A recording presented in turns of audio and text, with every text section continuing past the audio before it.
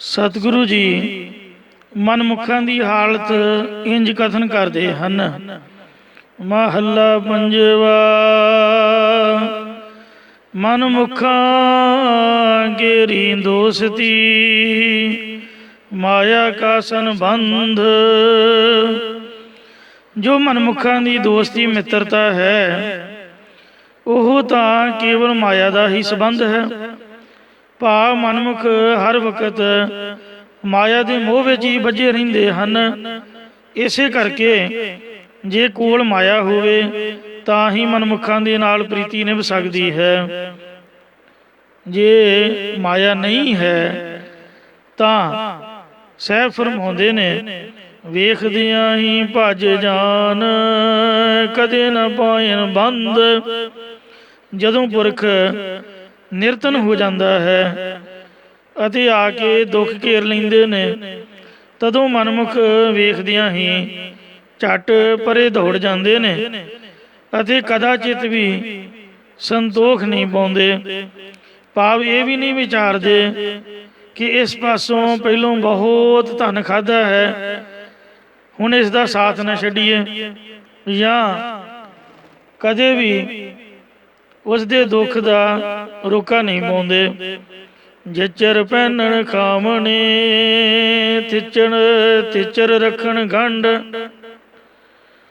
ਮਨਮੁਖਾਂ ਦਾ ਐਸਾ ਸੁਭਾਵ ਹੈ ਕਿ ਜਿਤਨਾ ਚਿਰ ਮਨਮੁਖਾਂ ਨੂੰ ਪਹਿਨਣ ਵਾਸਤੇ ਚੰਗੇ ਵਸਤਰ ਅਤੇ ਖਾਣ ਵਾਸਤੇ ਚੰਗੇ ਪਦਾਰਥ ਦੇਈ ਜਾਓ, ਉਤਨਾ ਚਿਰ ਮੇਲ ਜੋਲ ਰੱਖਦੇ ਹਨ, ਜਾਂ ਉਤਨਾ ਚਿਰ ਮਿੱਤਰਤਾ ਮੁਹੱਬਤ ਰੱਖਦੇ ਨੇ। ਜਿਤ ਦਿਨ ਕਿਛ ਨ ਹੋਵਈ ਤਿਤ ਦਿਨ ਬੋਲਣ ਗੰਧ। ਜਿਸ ਦਿਨ ਮਨਮੁਖਾਂ ਨੂੰ ਕੁਝ ਪਹਿਨਣ ਵਾਸਤੇ ਪ੍ਰਾਪਤ ਨਾ ਹੋਵੇ, ਉਸ ਦਿਨ ਦੁਰਗੰਧੀ ਵਾਲੇ ਨਿੰਦਿਤ ਬਚਨ ਬੋਲਦੇ ਨੇ।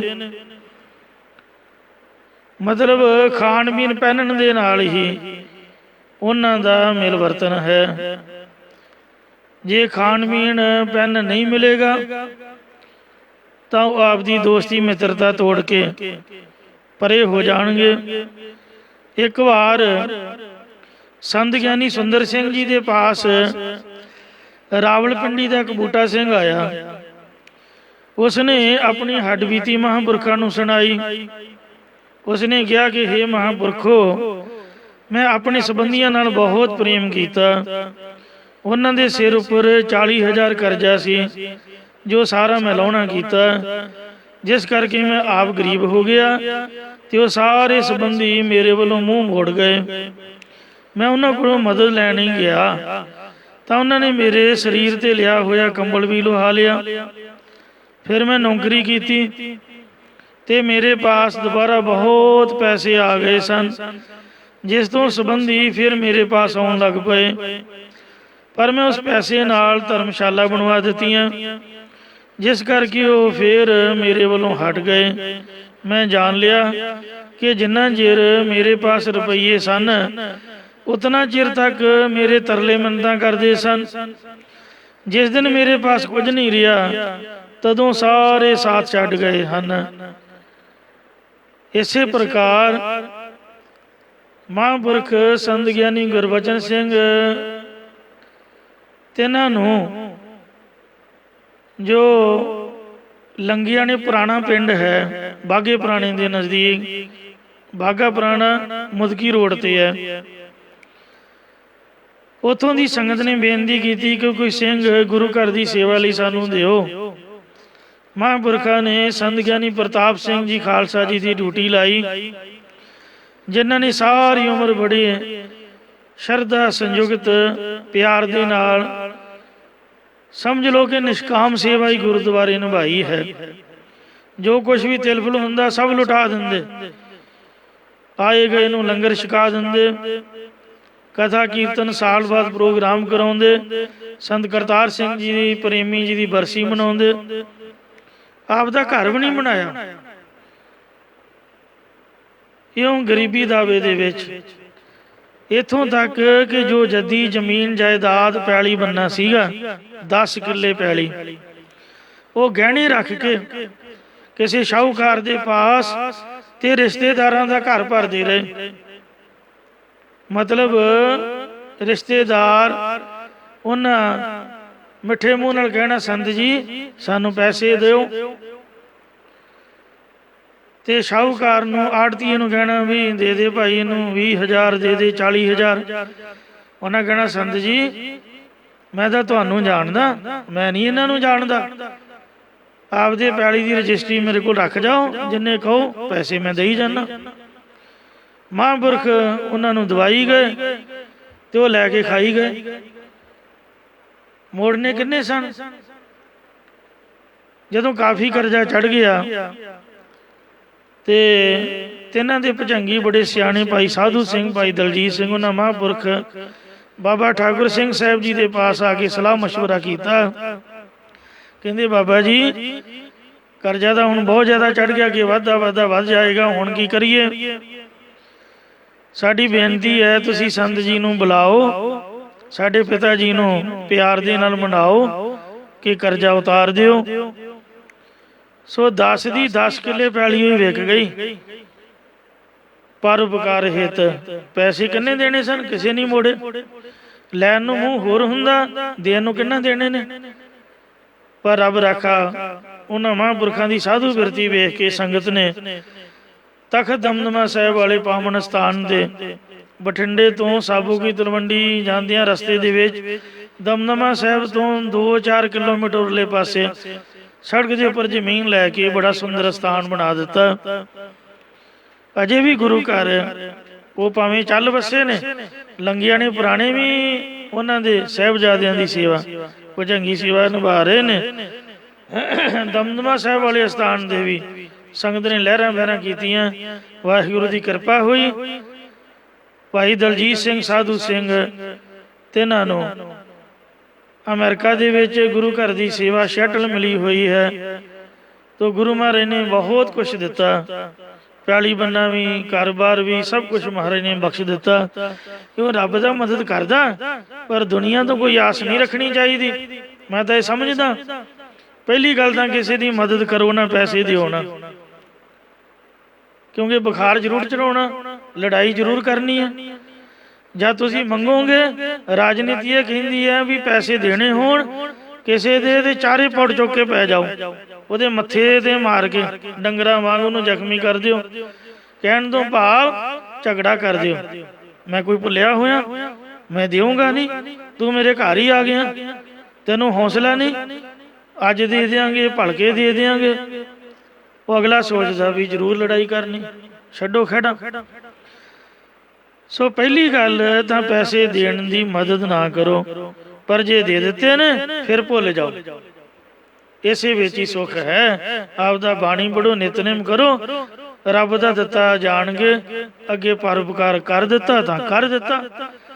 मतलब जिन्ना क वित है, जिन्नी क सट असीं सहार सकते हैं उन्ने क दिओ। ते देण तो बाद ये ना सोचो भी वापस मुड़ आउणगे, जे मुड़ आए तो समझ लो चढ़दी कला, नहीं तो फिर भुल जाओ जां फिर दिओ ना। श्री गुरु गोबिंद सिंह महाराज दे हजूरी सिख भाई माला सिंह दे लाहौरा सिंह एक गुरु साहब दे साहिबजादियां दा खिडावा सीगा ते दूजा शाहूकार सीगा।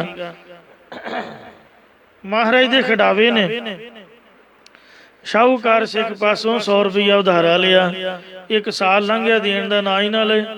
उन्होंने लोड़ पै गई भी मैं तेरी लोड़ पूरी की, हुण मैं कित्थों मंगा। जब बहुता झगड़ा होया यही टाइम सीगा 10:30-11 बजे का रात को, गुरु साहब चुबारा साहब लागे ही उपर ठंडी हवा दे विच, साउण भादरों का ही महीना सीगा, खुली हवा विच बराजे सन। वो गवांढ दे विच दोवें लड़ रहे सी।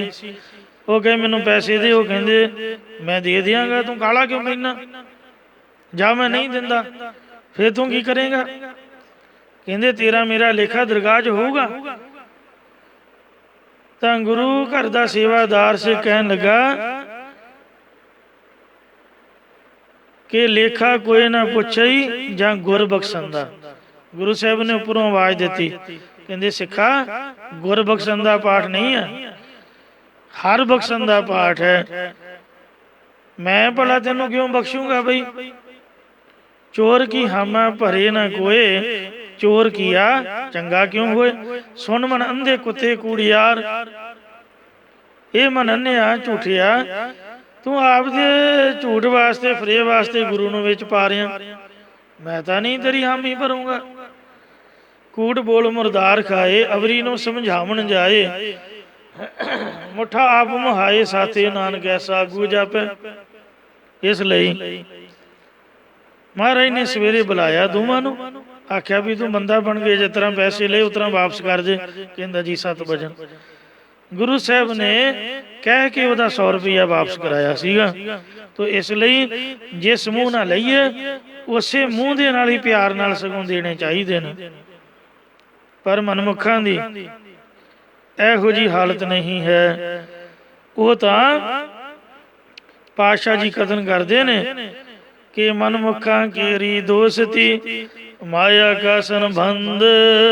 ਉਹਦਾ ਖਾਣ ਪੀਣ ਦੇ ਯਾਰ ਨੇ, ਮਾਇਆ ਦਾ ਹੀ ਉਹਨਾਂ ਦਾ ਸੰਬੰਧ ਹੈ। ਕੋਈ ਦੋਸਤੀ ਮਿੱਤਰਤਾ ਪੱਕੀ ਨਾ ਸਮਝੋ। ਵੇਖਦਿਆਂ ਹੀ ਭੱਜ ਜਾਣ, ਕਦੇ ਨਾ ਪਾਇਨ ਬੰਦ। ਵੇਖਦਿਆਂ ਸਾਰੀ ਭੱਜ ਜਾਂਦੇ ਨੇ। ਜਦੋਂ ਵੇਖਦੇ ਨੇ ਵੀ ਇਹਦੇ ਪੱਲੇ ਕੁਛ ਨਹੀਂ ਰਿਹਾ, ਤਦੋਂ ਸੰਦੋਖ ਨਹੀਂ ਪਾਉਂਦੇ। ਜੇ ਚਿਰ ਪਹਿਨਣ ਖਾਵਣੇ ਤੇ ਚਿਰ ਰੱਖਣ ਗੰਢ। ਆਈਸਕ੍ਰੀਮ ਖਵਾਉਂਦੇ ਰਹੋ, ਚਾਹ ਪਿਆਉਂਦੇ ਰਹੋ, ਪਾਰਟੀਆਂ ਦਿੰਦੇ ਰਹੋ, ਤਾਂ ਵਾਹ ਵਾਹ।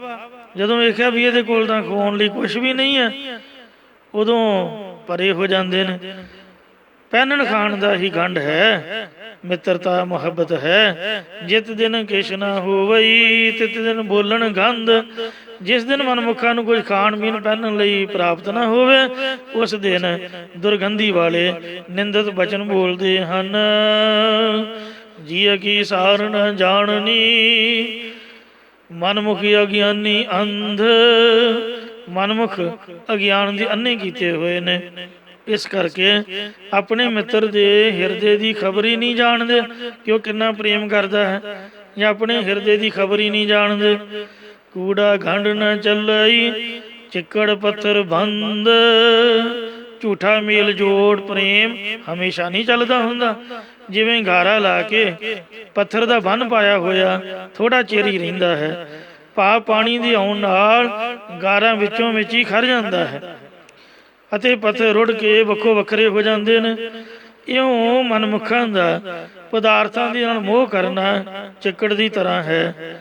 ਅਰ ਜਦੋਂ ਪਦਾਰਥਾਂ ਦੀ ਅਪ੍ਰਾਪਤੀ ਹੋਣ ਤੋਂ ਚਿੱਤ ਪੱਥਰ ਵਾਂਗ ਖੰਡਾਂ ਵਿੱਚ ਆ ਜਾਂਦਾ ਹੈ, ਭਾਵ ਚਿੱਤ ਪੱਥਰ ਵਾਂਗ ਕਠੋਰ ਹੋ ਜਾਂਦਾ ਹੈ, ਜਾਂ ਜਦ ਵਿਵਹਾਰ ਰੂਪ ਪਾਣੀ ਦਾ ਪ੍ਰਵਾਹ ਆ ਜਾਂਦਾ ਹੈ, ਤਦ ਪ੍ਰੀਤੀ ਰੂਪ ਚਿੱਕੜ ਦੂਰ ਹੋ ਜਾਂਦਾ ਹੈ।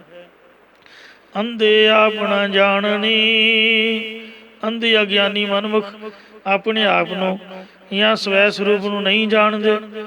ਫੱਕੜ ਪਿੱਟਣ ਧੰਦ, ਸਗੋਂ ਖਰਾਬ ਕਰਨ ਵਾਲੇ ਧੰਦਿਆਂ ਨੂੰ ਹੀ ਪਿੱਟਦੇ ਰਹਿੰਦੇ ਨੇ।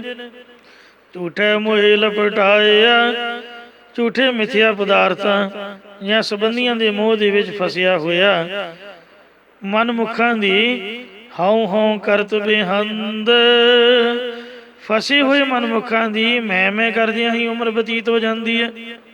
ਹਉ ਵਿੱਚ ਆਇਆ, ਹਉ ਵਿੱਚ ਗਿਆ, ਹਉ ਵਿੱਚ ਜੰਮਿਆ, ਹਉ ਵਿੱਚ ਮੁਆ, ਹਉ ਵਿੱਚ ਦਿੱਤਾ, ਹਉ ਵਿੱਚ ਲਿਆ, ਹਉ ਵਿੱਚ ਖਟਿਆ, ਹਉ ਵਿੱਚ ਗਿਆ, ਹਉ ਵਿੱਚ ਸਚਿਆਰ ਕੂੜਿਆਰ, ਹਉ ਵਿੱਚ ਪਾਪ ਪੁੰਨ ਵਿਚਾਰ, ਹਉ ਵਿੱਚ ਹੱਸੈ, ਹਉ ਵਿੱਚ ਰੋਵੈ, ਹਉ ਵਿੱਚ ਭਰੀਐ, ਹਉ ਵਿੱਚ ਧੋਵੈ। ਸੋ ਇਸ ਤਰ੍ਹਾਂ ਪਲਚ ਪਲਚ ਸਗਲੀ ਮੋਈ, ਝੂਠਾ ਧੰਦਾ ਮੋਹ। ਝੂਠੇ ਮੋਹ ਪਦਾਰਥਾਂ ਸੰਬੰਧੀਆਂ ਦੇ ਮੋਹ 'ਚ ਫਸੇ ਹੋਇਆ ਮੈਂ ਕਰਦੇ ਆ, ਮੇਰੀ ਮੇਰੀ ਕਰਤੇ ਜਨਮ ਗਇਓ। ਸਾਰੀ ਉਮਰ ਹੀ ਉਹਨਾਂ ਦੀ ਬਤੀਤ ਹੋ ਜਾਂਦੀ ਹੈ। ਕਿਰਪਾ ਕਰੇ ਜਿਸ ਆਪਣੀ, ਜਿਸ ਉੱਤੇ ਪਰਮੇਸ਼ਰ ਆਪਣੀ ਦਇਆ ਦ੍ਰਿਸ਼ਟੀ ਕਰਦਾ ਹੈ। ਤੁਰ ਪੂਰਾ ਕਰਮ ਕਰੇ, ਉਹ ਤੁਰੋਂ ਆਦੋਂ ਪੂਰਨ ਨਿਸ਼ਕਾਮ ਕਰਮ ਕਰਦਾ ਹੈ, ਜਾਂ ਉਹ ਆਦੋਂ ਹੀ ਨਾਮ ਜਪਨ ਰੂਪ ਜਾਂ ਸਰੂਪ ਦੀ ਪ੍ਰਾਪਤੀ ਵਾਲਾ ਪੂਰਨ ਕਰਮ ਕਰਦਾ ਹੈ। ਜਾਂ ਨਾਨਕ ਸੇ ਜਨ ਉਬਰੇ। ਸਤਿਗੁਰੂ ਮਹਾਰਾਜ ਜੀ ਦਾਸਾ ਭਾਵ ਧਾਰ ਕੇ ਕਥਨ ਕਰਦੇ ਨੇ ਕਿ ਉਹ ਪੁਰਖ ਸੰਸਾਰ ਸਮੁੰਦਰ ਵਿੱਚ ਡੁੱਬਣ ਤੋਂ ਬਚੇ ਨੇ। ਜੋ ਸਤਿਗੁਰ ਸ਼ਰਨ ਪਰੇ, ਜੋ ਸਤਿਗੁਰਾਂ ਦੀ ਓਟ ਦੇ ਵਿੱਚ ਪਏ ਹਨ। ਪੌੜੀ ਜੋ ਰਤੇ ਦੀਦਾਰ, ਜਿਹੜੇ ਸੱਚੇ ਪਾਤਸ਼ਾਹ ਜੀ ਦੇ ਦਰਸ਼ਨਾਂ ਵਿੱਚ ਰੰਗੇ ਹੋਏ ਨੇ। ਸੇਈ ਸੱਚ ਹਾਕ, ਉਹ ਸੱਚੇ ਪੁਰਖ ਸੱਚ ਦੀ ਪ੍ਰਾਪਤੀ ਵਾਲੇ ਕਹੀਦੇ ਹਨ। ਜਾਂ ਉਹ ਸੱਚੇ ਨੇ ਆਪਣੀ ਤਰਫ ਬੁਲਾ ਲਏ ਨੇ, ਭਾਵ ਉਹਨਾਂ ਦੀ ਬਿਰਤੀ ਅੰਤਰਮੁਖ ਕਰ ਲਈ ਹੈ। ਅਰਥਾਤ ਜਿਸ ਵੇਲੇ ਪੁਰਖ ਚੰਗੇ ਕਰਮ ਕਰਦਾ ਹੈ ਉਸ ਵੇਲੇ ਅੰਦਰੋਂ ਸੱਚੀ ਆਵਾਜ਼ ਪੈਂਦੀ ਹੈ ਕਿ ਤੂੰ ਚੰਗਾ ਕਰਮ ਕੀਤਾ ਹੈ।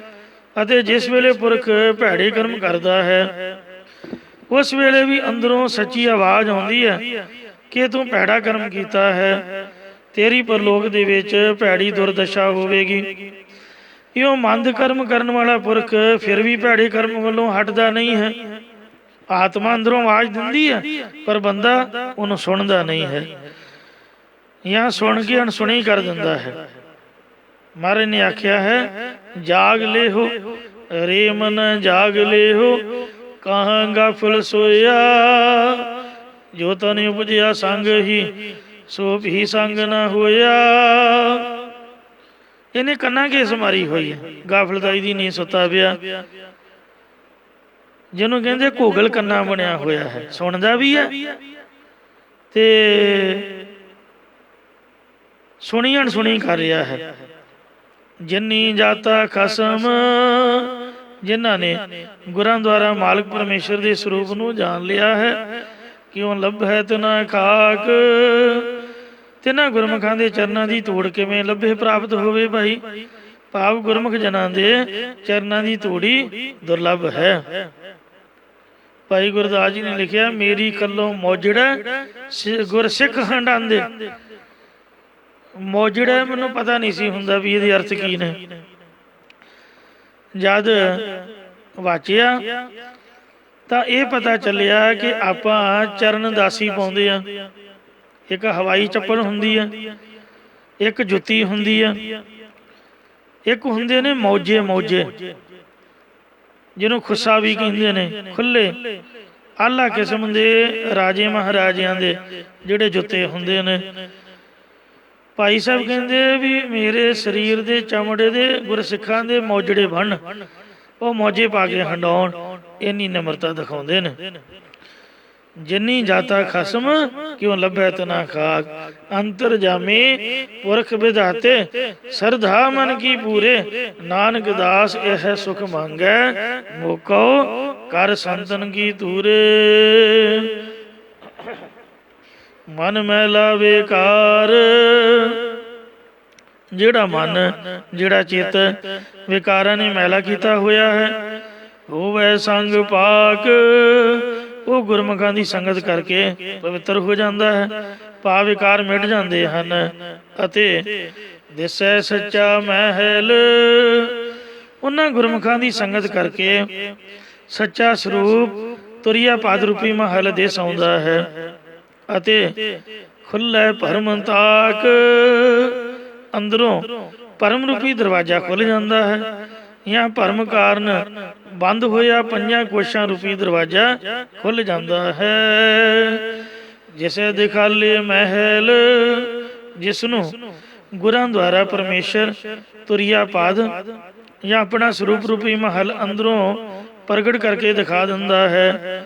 ਤਿਸ ਨਾ ਮਿਲੈ ਧਾਕ, ਤਿਸ ਨੂੰ ਵਾਹਿਗੁਰੂ ਦੇ ਦਰ ਤੋਂ ਧੱਕਾ ਨਹੀਂ ਮਿਲਦਾ, ਜਾਂ 84 ਲੱਖ ਜੂਨਾਂ ਵਿੱਚ ਆਉਣ ਰੂਪੀ ਧੱਕਾ ਨਹੀਂ ਮਿਲਦਾ। ਮਨ ਤਨ ਹੋਏ ਨਿਹਾਲ, ਬਿੰਦਕ ਨਦਰ ਝਾਕ, ਜਿਸ ਦੇ ਵੱਲ ਪਰਮੇਸ਼ਰ ਰੰਚਕ ਮਾਤਰ ਮਤਲਬ ਥੋੜੀ ਜਿਹੀ ਮਿਹਰ ਦੀ ਦ੍ਰਿਸ਼ਟੀ ਨਾਲ ਤੱਕਦਾ ਹੈ, ਉਸ ਦਾ ਮਨ ਅਤੇ ਤਨ ਦਰਸ਼ਨ ਕਰਕੇ ਨਿਹਾਲ ਪ੍ਰਸੰਨ ਹੋ ਜਾਂਦਾ ਹੈ। ਜਾਂ ਬਿੰਦਕ ਨਦਰ ਝਾਕ, ਜਿਸ ਤੇ ਥੋੜੇ ਮਾਤਰ ਵੀ ਗਿਆਤ ਵਾਲੀ ਦ੍ਰਿਸ਼ਟੀ ਕੀਤੀ ਹੈ, ਉਸਨੇ ਸਵੈ ਸਰੂਪ ਨੂੰ ਝਾਕ ਵੇਖਣਾ ਕੀਤਾ ਹੈ ਔਰ ਉਸ ਦਾ ਮਨ ਤਨ ਪ੍ਰਸੰਨ ਹੋ ਜਾਂਦਾ ਹੈ। ਨੌ ਨਿਧ ਨਾਮ ਨਿਧਾਨ ਗੁਰ ਕੈ ਸ਼ਬਦ ਲਾਗ। ਗੁਰਾਂ ਦੇ ਉਪਦੇਸ਼ ਵਿੱਚ ਲੱਗਣੇ ਕਰਕੇ ਹੀ ਨੌ ਨਿਧੀਆਂ ਦੇ ਦੇਣ ਵਾਲੇ ਪਰਮੇਸ਼ਰ ਦਾ ਨਾਮ ਰੂਪੀ ਖਜ਼ਾਨਾ ਪ੍ਰਾਪਤ ਹੁੰਦਾ ਹੈ। ਤਿਸੈ ਮਿਲੈ ਸੰਦ ਖਾਕ ਮਸਤਕ ਜਿਸੈ ਭਾਗ। ਉਸ ਪੁਰਖ ਨੂੰ ਸ਼ਾਂਤ ਆਤਮਾ ਵਾਲੇ ਗੁਰਮੁਖ ਜਨਾਂ ਦੇ ਚਰਨਾਂ ਦੀ ਧੂੜੀ ਮਿਲਦੀ ਹੈ, ਜਿਸ ਦੇ ਮੱਥੇ ਉੱਤੇ ਸ਼੍ਰੋਮਣੀ ਕਰਮ ਲਿਖੇ ਹੋਏ ਨੇ। ਧੂੜੀ ਮੱਜਣ ਸਾਧਕ ਸਾਈਂ ਥੀਏ ਕਿਰਪਾਲ। ਲੱਦੇ ਹਬੇ ਥੋਕੜੇ ਨਾਨਕ ਹਰ ਧਨ ਮਾਲ। ਸੋ ਇੰਜ ਮਸਤਕ ਲੱਗਿਆ ਸਾਧ ਰੇਣ ਵਡ ਭਾਗ ਜਿਨ੍ਹਾਂ ਦੇ ਵੱਡੇ ਭਾਗ ਨੇ, ਉਹਨਾਂ ਦੇ ਮੱਥੇ ਤੇ ਸੰਤਾਂ ਦੇ ਚਰਨਾਂ ਦੀ ਧੂੜੀ ਲੱਗਦੀ ਹੈ। ਸੰਤ ਕਿਹੜੇ ਨੇ? ਭਾਗ ਹੁਆ ਗੁਰ ਸੰਤ ਮਿਲਾਇਆ, ਪ੍ਰਭ ਅਵਨਾਸੀ ਕਰ ਮੈਂ ਪਾਇਆ। ਸੇਵ ਕਰੀ ਪਰ ਜਸਾ ਨ ਵਿਛੜਾ, ਜਾ ਨਾਨਕ ਦਾਸ ਤੁਮਹਾਰੇ ਜੀਓ। ਆਉ ਘੋਲੀ ਜੀਓ ਘੋਲ ਕਮਾਈ, ਜਾ ਨਾਨਕ ਦਾਸ ਤੁਮਹਾਰੇ ਜੀਓ। ਸੋ ਇੱਥੇ ਪੰਜਵੀਂ ਪੌੜੀ ਸਮਾਪਤ ਹੋਈ ਹੈ। ਅੱਗੇ ਸਤਿਗੁਰੂ ਜੀ 6ਵਾਂ ਸ਼ਲੋਕ ਉਚਾਰ ਰਹੇ ਹਨ। ਸ਼ਲੋਕ ਮਹੱਲਾ ਪੰਜਵਾ। ਇਸ ਪਾਵਨ ਸ਼ਲੋਕ ਵਿੱਚ ਸਤਿਗੁਰੂ ਜੀ ਉੱਤਮ ਸਖੀ ਅਤੇ ਮੱਧਮ ਸਖੀ ਦੇ ਸੰਵਾਦ ਦੁਆਰਾ ਉਪਦੇਸ਼ ਬਖਸ਼ਿਸ਼ ਕਰਦੇ ਹਨ। ਉੱਤਮ ਸਖੀ ਮੱਧਮ ਸਖੀ ਨੂੰ ਸਮਝਾਉਂਦੀ ਹੈ ਕਿ ਹਰ ਨਾਖੀ ਕੂ ਸਚ ਮੈਣ ਸੁਣਾਈ। ਇਹ ਹਰਨਾ ਵਰਗੇ ਸੁੰਦਰ ਨੇਤਰਾਂ ਵਾਲੀ ਇਹ ਸਖੀਏ, ਜਾਂ ਹਰਨ ਦੀ ਤਰ੍ਹਾਂ ਸੁਰਤੀ ਸਿਮਰਤੀ ਰੂਪ, ਜਾਂ ਪਰੋਖ ਅਪਰੋਖ ਗਿਆਨ ਰੂਪੀ ਸੁੰਦਰ ਨੇਤਰਾਂ ਵਾਲੀ ਇਹ ਸਖੀਏ, ਮੈਂ ਤੈਨੂੰ ਸੱਚੇ ਵੈਣ ਕਹਿੰਦੇ ਨੇ ਬਚਨਾਂ ਨੂੰ, ਸੱਚੇ ਬਚਨ ਸੁਣਾਉਂਦੀ ਆ। ਐਵੇਂ ਨਾ ਕਹੀਂ ਵੀ ਮੈਂ ਝੂਠ ਬੋਲ ਰਹੀ ਹਾਂ, ਯਕੀਨ ਕਰਕੇ ਮੰਨੀ। ਜੋ ਤੋ ਕਰੇ ਉਦਾਹਰਣ, ਜਿਹੜੇ ਬਚਨ ਤੇਰਾ ਉਦਾਹਰਨ ਕਰਨ ਵਾਲੇ ਹਨ। ਸੁੰਦਰ ਬਚਨ ਤੁਮ ਸੁਣੋ ਸ਼ਬੀਲੀ। ਇਹ ਸ਼ੁਭ ਗੁਣਾਂ ਦੀ ਸੁੰਦਰਤਾ ਵਾਲੀਏ ਮੇਰੀ ਇਹ ਸਖੀਏ, ਸ਼ੋਭਾ ਵਾਲੀਏ, ਤੂੰ ਸੁੰਦਰ ਸੋਹਣੇ ਵਾਕਾਂ ਦੇ ਤਾਂ ਹੀ ਸੁਣਨਾ ਕਰ। ਵਾਕ ਕਿਹੜੇ ਨੇ? ਇਹ ਗੁਰੂ ਸਾਹਿਬ ਜੀ ਦੀ ਬਾਣੀ ਦੇ ਵਾਕ, ਮਹਾਰਾਜ ਦੇ ਬਚਨ, ਜਿਹਦੇ ਵਿੱਚ ਸੱਚ ਲਿਖਿਆ ਹੋਇਆ ਹੈ। ਫਿਰ ਤੈਡਾ ਮਨ ਸਾਧਾਰਨ, ਜੇ ਤੂੰ ਗੁਰ ਵਾਕਾਂ ਦੇ ਤਾਂ ਹੀ ਸੁਣੇਗੀ ਤਾਂ ਪਤੀ ਪਰਮੇਸ਼ਰ ਤੇਰਾ ਮਨ, ਤੇਰਾ ਚਿੱਤ ਸੰਵਾਰਨਾ ਸੁਧਾਰਨਾ ਕਰੇਗਾ, ਜਾਂ ਤੈਨੂੰ ਲਾਇਕ ਬਣਾ ਦੇਵੇਗਾ, ਜਾਂ ਸਹਿਤ ਆਸਰੇ ਸ਼ੁਭ ਗੁਣਾਂ ਦੇ ਆਸਰੇ ਕਰ ਦੇਵੇਗਾ। ਦੁਰਜਨ ਸੇਤੀ ਨੇਹੋ ਰਚਾਇਓ, ਤੂੰ ਕਾਮ ਕ੍ਰੋਧ ਲੋਭ ਮੋਹ ਹੰਕਾਰ ਵਾਲੇ ਖੋਟੇ ਪੁਰਖਾਂ ਦੇ ਨਾਲ ਪ੍ਰੇਮ ਰਚਾਇਆ ਹੋਇਆ ਹੈ, ਤੇ ਆਪ ਦੇ ਪਤੀ ਨੂੰ ਤੂੰ ਦੂਰ ਕੀਤਾ ਹੋਇਆ ਹੈ। ਕਿੰਨੀ ਕੁ ਤੂੰ ਚੰਗੀ ਅਖਮਾਉਣੀ ਹੈ। ਦੱਸ ਵਿਖਾ ਮੈਂ ਕਾਰਨ, ਮੈਨੂੰ ਦੱਸ ਤਾਂ ਸਹੀ, ਮੈਂ ਵੇਖਣਾ ਤਾਂ ਕਰਾਂ ਇਸ ਦਾ ਕਾਰਨ ਕੀ ਹੈ। ਜੋ ਤੂੰ ਚੰਗੇ ਸਤਸੰਗੀਆਂ ਨੂੰ ਛੱਡ ਕੇ ਖੋਟੇ ਪੁਰਖਾਂ ਨਾਲ ਪ੍ਰੇਮ ਲਾਉਣਾ ਕੀਤਾ ਹੈ, ਇਹ ਕਿੰਨੀ ਕੁ ਚੰਗੀ ਗੱਲ ਹੈ ਤੇਰੇ ਵਾਸਤੇ। ਕਬੀਰ ਜੀ ਦਾ ਬਚਨ ਹੈ, ਕਬੀਰ ਸਮੁੰਦ ਨਾ ਛੋਡੀਐ ਜੋ ਅਤ ਖਾਰੋ ਹੋਏ। ਸਮੁੰਦਰ ਭਾਵੇਂ ਖਾਰਾ ਵੀ ਹੋਵੇ ਤਾਂ ਕਦੀ ਵੀ ਨਾ ਛੱਡੋ। ਪੋਖਰ ਪੋਖਰ ਢੂੜਤੇ ਭਲੋ ਨ ਕਹਿ ਕੋਈ, ਛੱਪੜਾ ਛੱਪੜਾਂ ਦੇ ਕੂੜ ਕਬਾੜ ਲੱਭਦਿਆਂ ਗੰਦੇ ਪਾਣੀ 'ਚ ਹੱਥ ਪਾਉਂਦਿਆਂ ਕੋਈ ਤੁਹਾਨੂੰ ਚੰਗਾ ਨਹੀਂ ਆਖੂਗਾ। ਇਉਂ ਗੁਰਦੁਆਰੇ ਭਾਵੇਂ ਲੜਾਈ ਹੋਵੇ, ਭਾਵੇਂ ਝਗੜਾ ਹੋਵੇ, ਭਾਵੇਂ ਈਰਖਾ, ਭਾਵੇਂ ਵੈਰ, ਜੋ ਮਰਜ਼ੀ, ਖਾਰੇ ਪਾਣੀ ਦੀ ਤਰ੍ਹਾਂ। ਤੇ ਪਰ ਸਾਧ ਸੰਗਤ ਜੀਓ, ਭਾਵੇਂ ਭੁੱਖਾ ਵੀ ਰਹਿਣਾ ਪਵੇ। ਭਾਈ ਮਰਦਾਨਾ ਸਾਹਿਬ ਜੀ ਵੇਖੋ ਕਿੰਨਾ ਉਹਨਾਂ ਕਸ਼ਟ ਸਹਾਰਿਆ। ਮੈਂ ਤਾਂ ਕਈ ਵਾਰ ਸੋਚਦਾ ਹੁੰਦਾ ਕਿ ਜੇ ਭਾਈ ਸਾਹਿਬ ਹੁਣ ਆਉਣ ਤੇ ਆਪਾਂ ਉਹਨਾਂ ਦੇ ਗਲ ਸਰੂਪਾ ਬਈ ਆਓ ਜੀ, ਜੀ ਆਇਆਂ ਨੂੰ, ਤੇ ਸਟੇਜ ਉੱਪਰ ਪੱਖੇ ਥੱਲੇ ਏਸੀ ਤੇ ਹਵਾ ਦੇ ਹੇਠ ਬਿਠਾਈਏ। ਕਿੱਥੇ ਭਾਈ ਸਾਹਿਬ ਵੇਖੋ ਉਜਾੜ ਦੇ ਵਿੱਚ ਗੁਰੂ ਸਾਹਿਬ ਦੇ ਮਗਰ ਮਗਰ ਜਿੱਥੇ ਸਾਹਿਬ ਬੈਠਦੇ ਉੱਥੇ ਹੀ ਰਾਤ ਗੁਜ਼ਾਰ ਦਿੰਦੇ। ਕਿੰਨੇ ਵੇਖੋ ਕਸ਼ਟਾਂ ਦੇ ਵਿੱਚ ਉਹਨਾਂ ਕੀਰਤਨ ਮਹਾਰਾਜ ਨੂੰ ਸੁਣਾਇਆ। ਕਿੰਨੀ ਮਹਾਰਾਜ ਸੱਚੇ ਪਾਤਸ਼ਾਹ ਨੇ ਉਹਨਾਂ ਦੀ ਪ੍ਰੀਖਿਆ ਲਈ, ਕਿੰਨੀ ਉਹਨਾਂ ਨੂੰ ਭੁੱਖ ਤੰਗ ਕਰਦੀ ਸੀਗੀ। ਅੱਜ ਕਿਤੇ ਹੁਣ ਅਸੀਂ 3-3 ਟਾਈਮ ਰੋਟੀਆਂ ਖਾਂਦੇ ਦੇਸੀ ਘਿਓ ਦੀਆਂ, ਕਿੰਨੀ ਕਿੰਨੀ ਸੋਹਣੀ ਸਬਜ਼ੀ ਵੇਖੋ, ਤਾਜ਼ਾ ਸਭ ਕੁਛ। ਜੇ ਭਾਈ ਸਾਹਿਬ ਹੁਣ ਉਹਨਾਂ ਨੂੰ ਹੱਥ ਜੋੜੀਏ ਵੀ ਆਓ ਭਾਈ ਸਾਹਿਬ ਭੋਗ ਲਾਓ, ਅਸੀਂ ਉਹਨਾਂ ਮਹਾਂਪੁਰਖਾਂ ਦਾ ਦਿੱਤਾ ਖਾ ਰਹੇ ਹਾਂ, ਉਹਨਾਂ ਦੀ ਕਮਾਈ। ਕਹਿੰਦੇ ਜੋ ਮਨ ਚਿੱਤ ਇੱਕ ਆਰਾਧੇ ਸੇ ਵਿਰਲੇ ਥੋੜੇ, ਉਹ ਵਿਰਲੇ ਨੇ, ਥੋੜੇ ਨੇ ਮਹਾਂਪੁਰਖ ਭਾਈ ਮਰਦਾਨਾ ਸਾਹਿਬ ਜੀ ਵਰਗੇ ਜਿਹੜੇ ਕਮਾਈਆਂ ਕਰ ਗਏ। ਬਾਬਾ ਹਨੂਮਾਨ ਸਿੰਘ ਜੀ ਅਮਰ ਸ਼ਹੀਦ, ਤਿੰਨਾਂ ਦੀ ਕਮਾਈ ਦੇਖੋ ਅੱਜ ਲਹਿਰਾਂ ਬਹਿਰਾਂ ਲੱਗੀਆਂ ਹੋਈਆਂ। ਉਹਨਾਂ ਦੀ ਕੁਰਬਾਨੀ ਦਾ ਸਦਕਾ, ਉਹਨਾਂ ਮਹਾਂਪੁਰਖਾਂ ਦੀ ਕਮਾਈ ਦਾ ਸਦਕਾ ਹੀ ਗੁਰੂ ਕੇ ਲੰਗਰ ਚੱਲ ਰਹੇ ਨੇ, ਸ੍ਰੀ ਅਖੰਡ ਪਾਠ ਸਾਹਿਬਾਂ ਦੀਆਂ ਲੜੀਆਂ ਚੱਲ ਰਹੀਆਂ। ਕਿੰਨੀ ਸੰਗਤ ਹੈ, ਚੜ੍ਹਤ ਚੜਾਵੇ ਦਾ ਕੋਈ ਵਾਰ ਪਾਰ ਹੀ ਨਹੀਂ ਆ ਰਿਹਾ, ਸਾਹਮਣਾ ਔਖਾ ਹੋਇਆ ਪਿਆ। ਵੇਖੋ ਕਿੰਨੇ ਸੁੰਦਰ ਮਹੱਲ ਬਣੇ ਹੋਏ ਹਨ, ਇਹ ਉਹਨਾਂ ਦੀ ਕਮਾਈ ਹੈ। ਤਿੰਨ ਕੀ ਬਰਕਤ ਖਾਹੇ ਅਸੰਖ ਕਰੋੜੇ, ਮੇਰੇ ਵਰਗੇ ਨਿਲ ਬੰਦੇ ਵੀ ਅਣਗਿਣਤ ਹੀ ਉਹਨਾਂ ਦੀ ਬਰਕਤ ਨੂੰ ਖਾ ਰਹੇ ਨੇ, ਭੋਗ ਰਹੇ ਨੇ, ਆਪਦੇ ਪਰਿਵਾਰ ਦਾ ਗੁਜ਼ਾਰਾ ਚਲਾ ਰਹੇ ਨੇ, ਤਨ ਤੇ ਮਨ ਦੀ ਖੁਰਾਕ ਪ੍ਰਾਪਤ ਕਰ ਰਹੇ ਹਨ। ਇਸ ਲਈ ਇਹੋ ਜਿਹਾ ਚੰਗਾ ਗੁਰੂ ਘਰ ਛੱਡ ਕੇ ਜੇ ਆਪਾਂ ਬਾਹਰ ਦੌੜਾਂਗੇ ਸਾਨੂੰ ਕੌਣ ਚੰਗਾ ਆਖੂਗਾ। ਮਹਾਰਾਜ ਕਹਿੰਦੇ ਮੈਂ ਤੈਨੂੰ ਪੁੱਛਾਂ ਤਾਂ ਸਹੀ, ਤੂੰ ਦੱਸਦਾ ਸਹੀ ਵੀ ਕਾਰਨ ਕੀ ਆ, ਤੂੰ ਬਾਹਰ ਕਿਉਂ ਭੱਜਦੀ ਆ।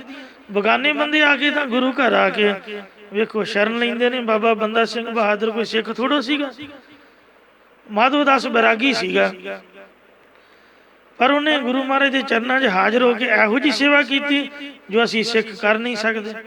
ਸਾਹਿਬਜ਼ਾਦਿਆਂ ਦਾ ਬਦਲਾ ਲਿਆ, ਪੀਰ ਬੁੱਧੂ ਸ਼ਾਹ ਦਾ ਬਦਲਾ ਲਿਆ, ਦੁਸ਼ਟਾਂ ਨੂੰ ਉਹਨਾਂ ਦੀ ਕਰਨੀ ਦਾ ਫਲ ਭੁਗਤਾਇਆ। ਸ੍ਰੀ ਗੁਰੂ ਤੇਗ ਬਹਾਦਰ ਮਹਾਰਾਜ ਤੇ ਸਮਾਣੇ ਚੜ੍ਹਾਈ ਕੀਤੀ, ਮਿੱਟੀ ਵਿੱਚ ਮਿਲਾਤਾ ਸਮਾਣਾ ਸਿੰਘਾਂ ਨੇ, ਤੇ ਇੰਜ ਸਾਧ ਸੰਗਤ ਜੀ ਕਿੰਨੀ ਬਹਾਦਰੀ ਦਿਖਾਈ। ਉਹ ਬੈਰਾਗੀ ਸਾਧੂ ਸੀਗਾ, ਅੰਮ੍ਰਿਤ ਛਕ ਕੇ ਸਿੰਘ ਸਜਿਆ। ਅਸੀਂ ਮਹਾਰਾਜ ਦੇ ਸਿੰਘ ਖਵਾਉਂਦੇ ਹੋਏ ਗੁਰਦੁਆਰਾ ਛੱਡ ਕੇ ਬਾਹਰ ਨੂੰ ਭੱਜ ਰਹੇ ਹਾਂ। ਇੱਕ ਸੰਤੋਖਾ ਜੋਗੀ ਸਤਿਯੁਗ ਤੋਂ ਉਡੀਕ ਰਿਹਾ ਸੀ, ਮੈਂ ਗੁਰਦੁਆਰੇ ਆਊਂਗਾ ਤਾਂ ਗੁਰੂ ਸਾਹਿਬ ਦੇ ਚਰਨਾਂ 'ਚ ਮੈਨੂੰ ਮੁਕਤੀ ਮਿਲੂਗੀ। ਤਾਂ ਉਹਨੂੰ ਸ੍ਰੀ ਗੁਰੂ ਅਰਜਨ ਦੇਵ ਮਹਾਰਾਜ ਨੇ ਸੰਤੋਖ ਸਾਹਿਬ ਗੁਰਦੁਆਰਾ ਸਾਹਿਬ ਜਿੱਥੇ ਸਰੋਵਰ ਬਣਿਆ ਹੋਇਆ, ਉੱਥੇ ਮੱਠ ਵਿੱਚੋਂ ਕੱਢ ਕੇ ਦਰਸ਼ਨ ਦੇ ਕੇ ਮੁਕਤੀ ਦਿੱਤੀ। ਆਪਾਂ ਗੁਰੂ ਘਰ ਜੰਮ ਕੇ ਪਲ ਕੇ ਬਾਹਰ ਨੂੰ ਦੌੜ ਰਹੇ ਹਾਂ। ਮਰਦਾਨਾ ਵੇਖੋ ਮੁਸਲਮਾਨ ਸੀਗਾ ਤੇ ਫਿਰ ਵੀ ਕਿੰਨਾ ਲਾਭ ਲੈ ਗਿਆ। ਆਪਾਂ ਸਿੱਖ ਜੰਮੇ ਹੀ ਗੁਰਦੁਆਰੇ, ਗੁਰੂ ਨਾਨਕ ਸਾਹਿਬ ਸਾਡੇ ਨੇ, ਤੇ ਆਪਾਂ ਵੇਖੋ ਕਿੰਨਾ ਆਪਦਾ ਨੁਕਸਾਨ ਕਰਾ ਰਹੇ ਹਾਂ। ਕੋਈ ਸ਼ਰਧਾ ਨਹੀਂ, ਕੋਈ ਭਾਵਨਾ ਨਹੀਂ, ਕੋਈ ਪ੍ਰੇਮ ਨਹੀਂ, ਕੇਸ ਕਟਾਈ ਜਾ ਰਹੇ ਆ, ਨਸ਼ੇ ਵਰਤੀ ਜਾ ਰਹੇ ਆ। ਗੁਰੂ ਮਹਾਰਾਜ ਨੂੰ ਬੇਦਾਵਾ ਤਿਲਾਂਜਲੀ ਲਿਖ ਕੇ ਦੇ ਰਹੇ ਆ।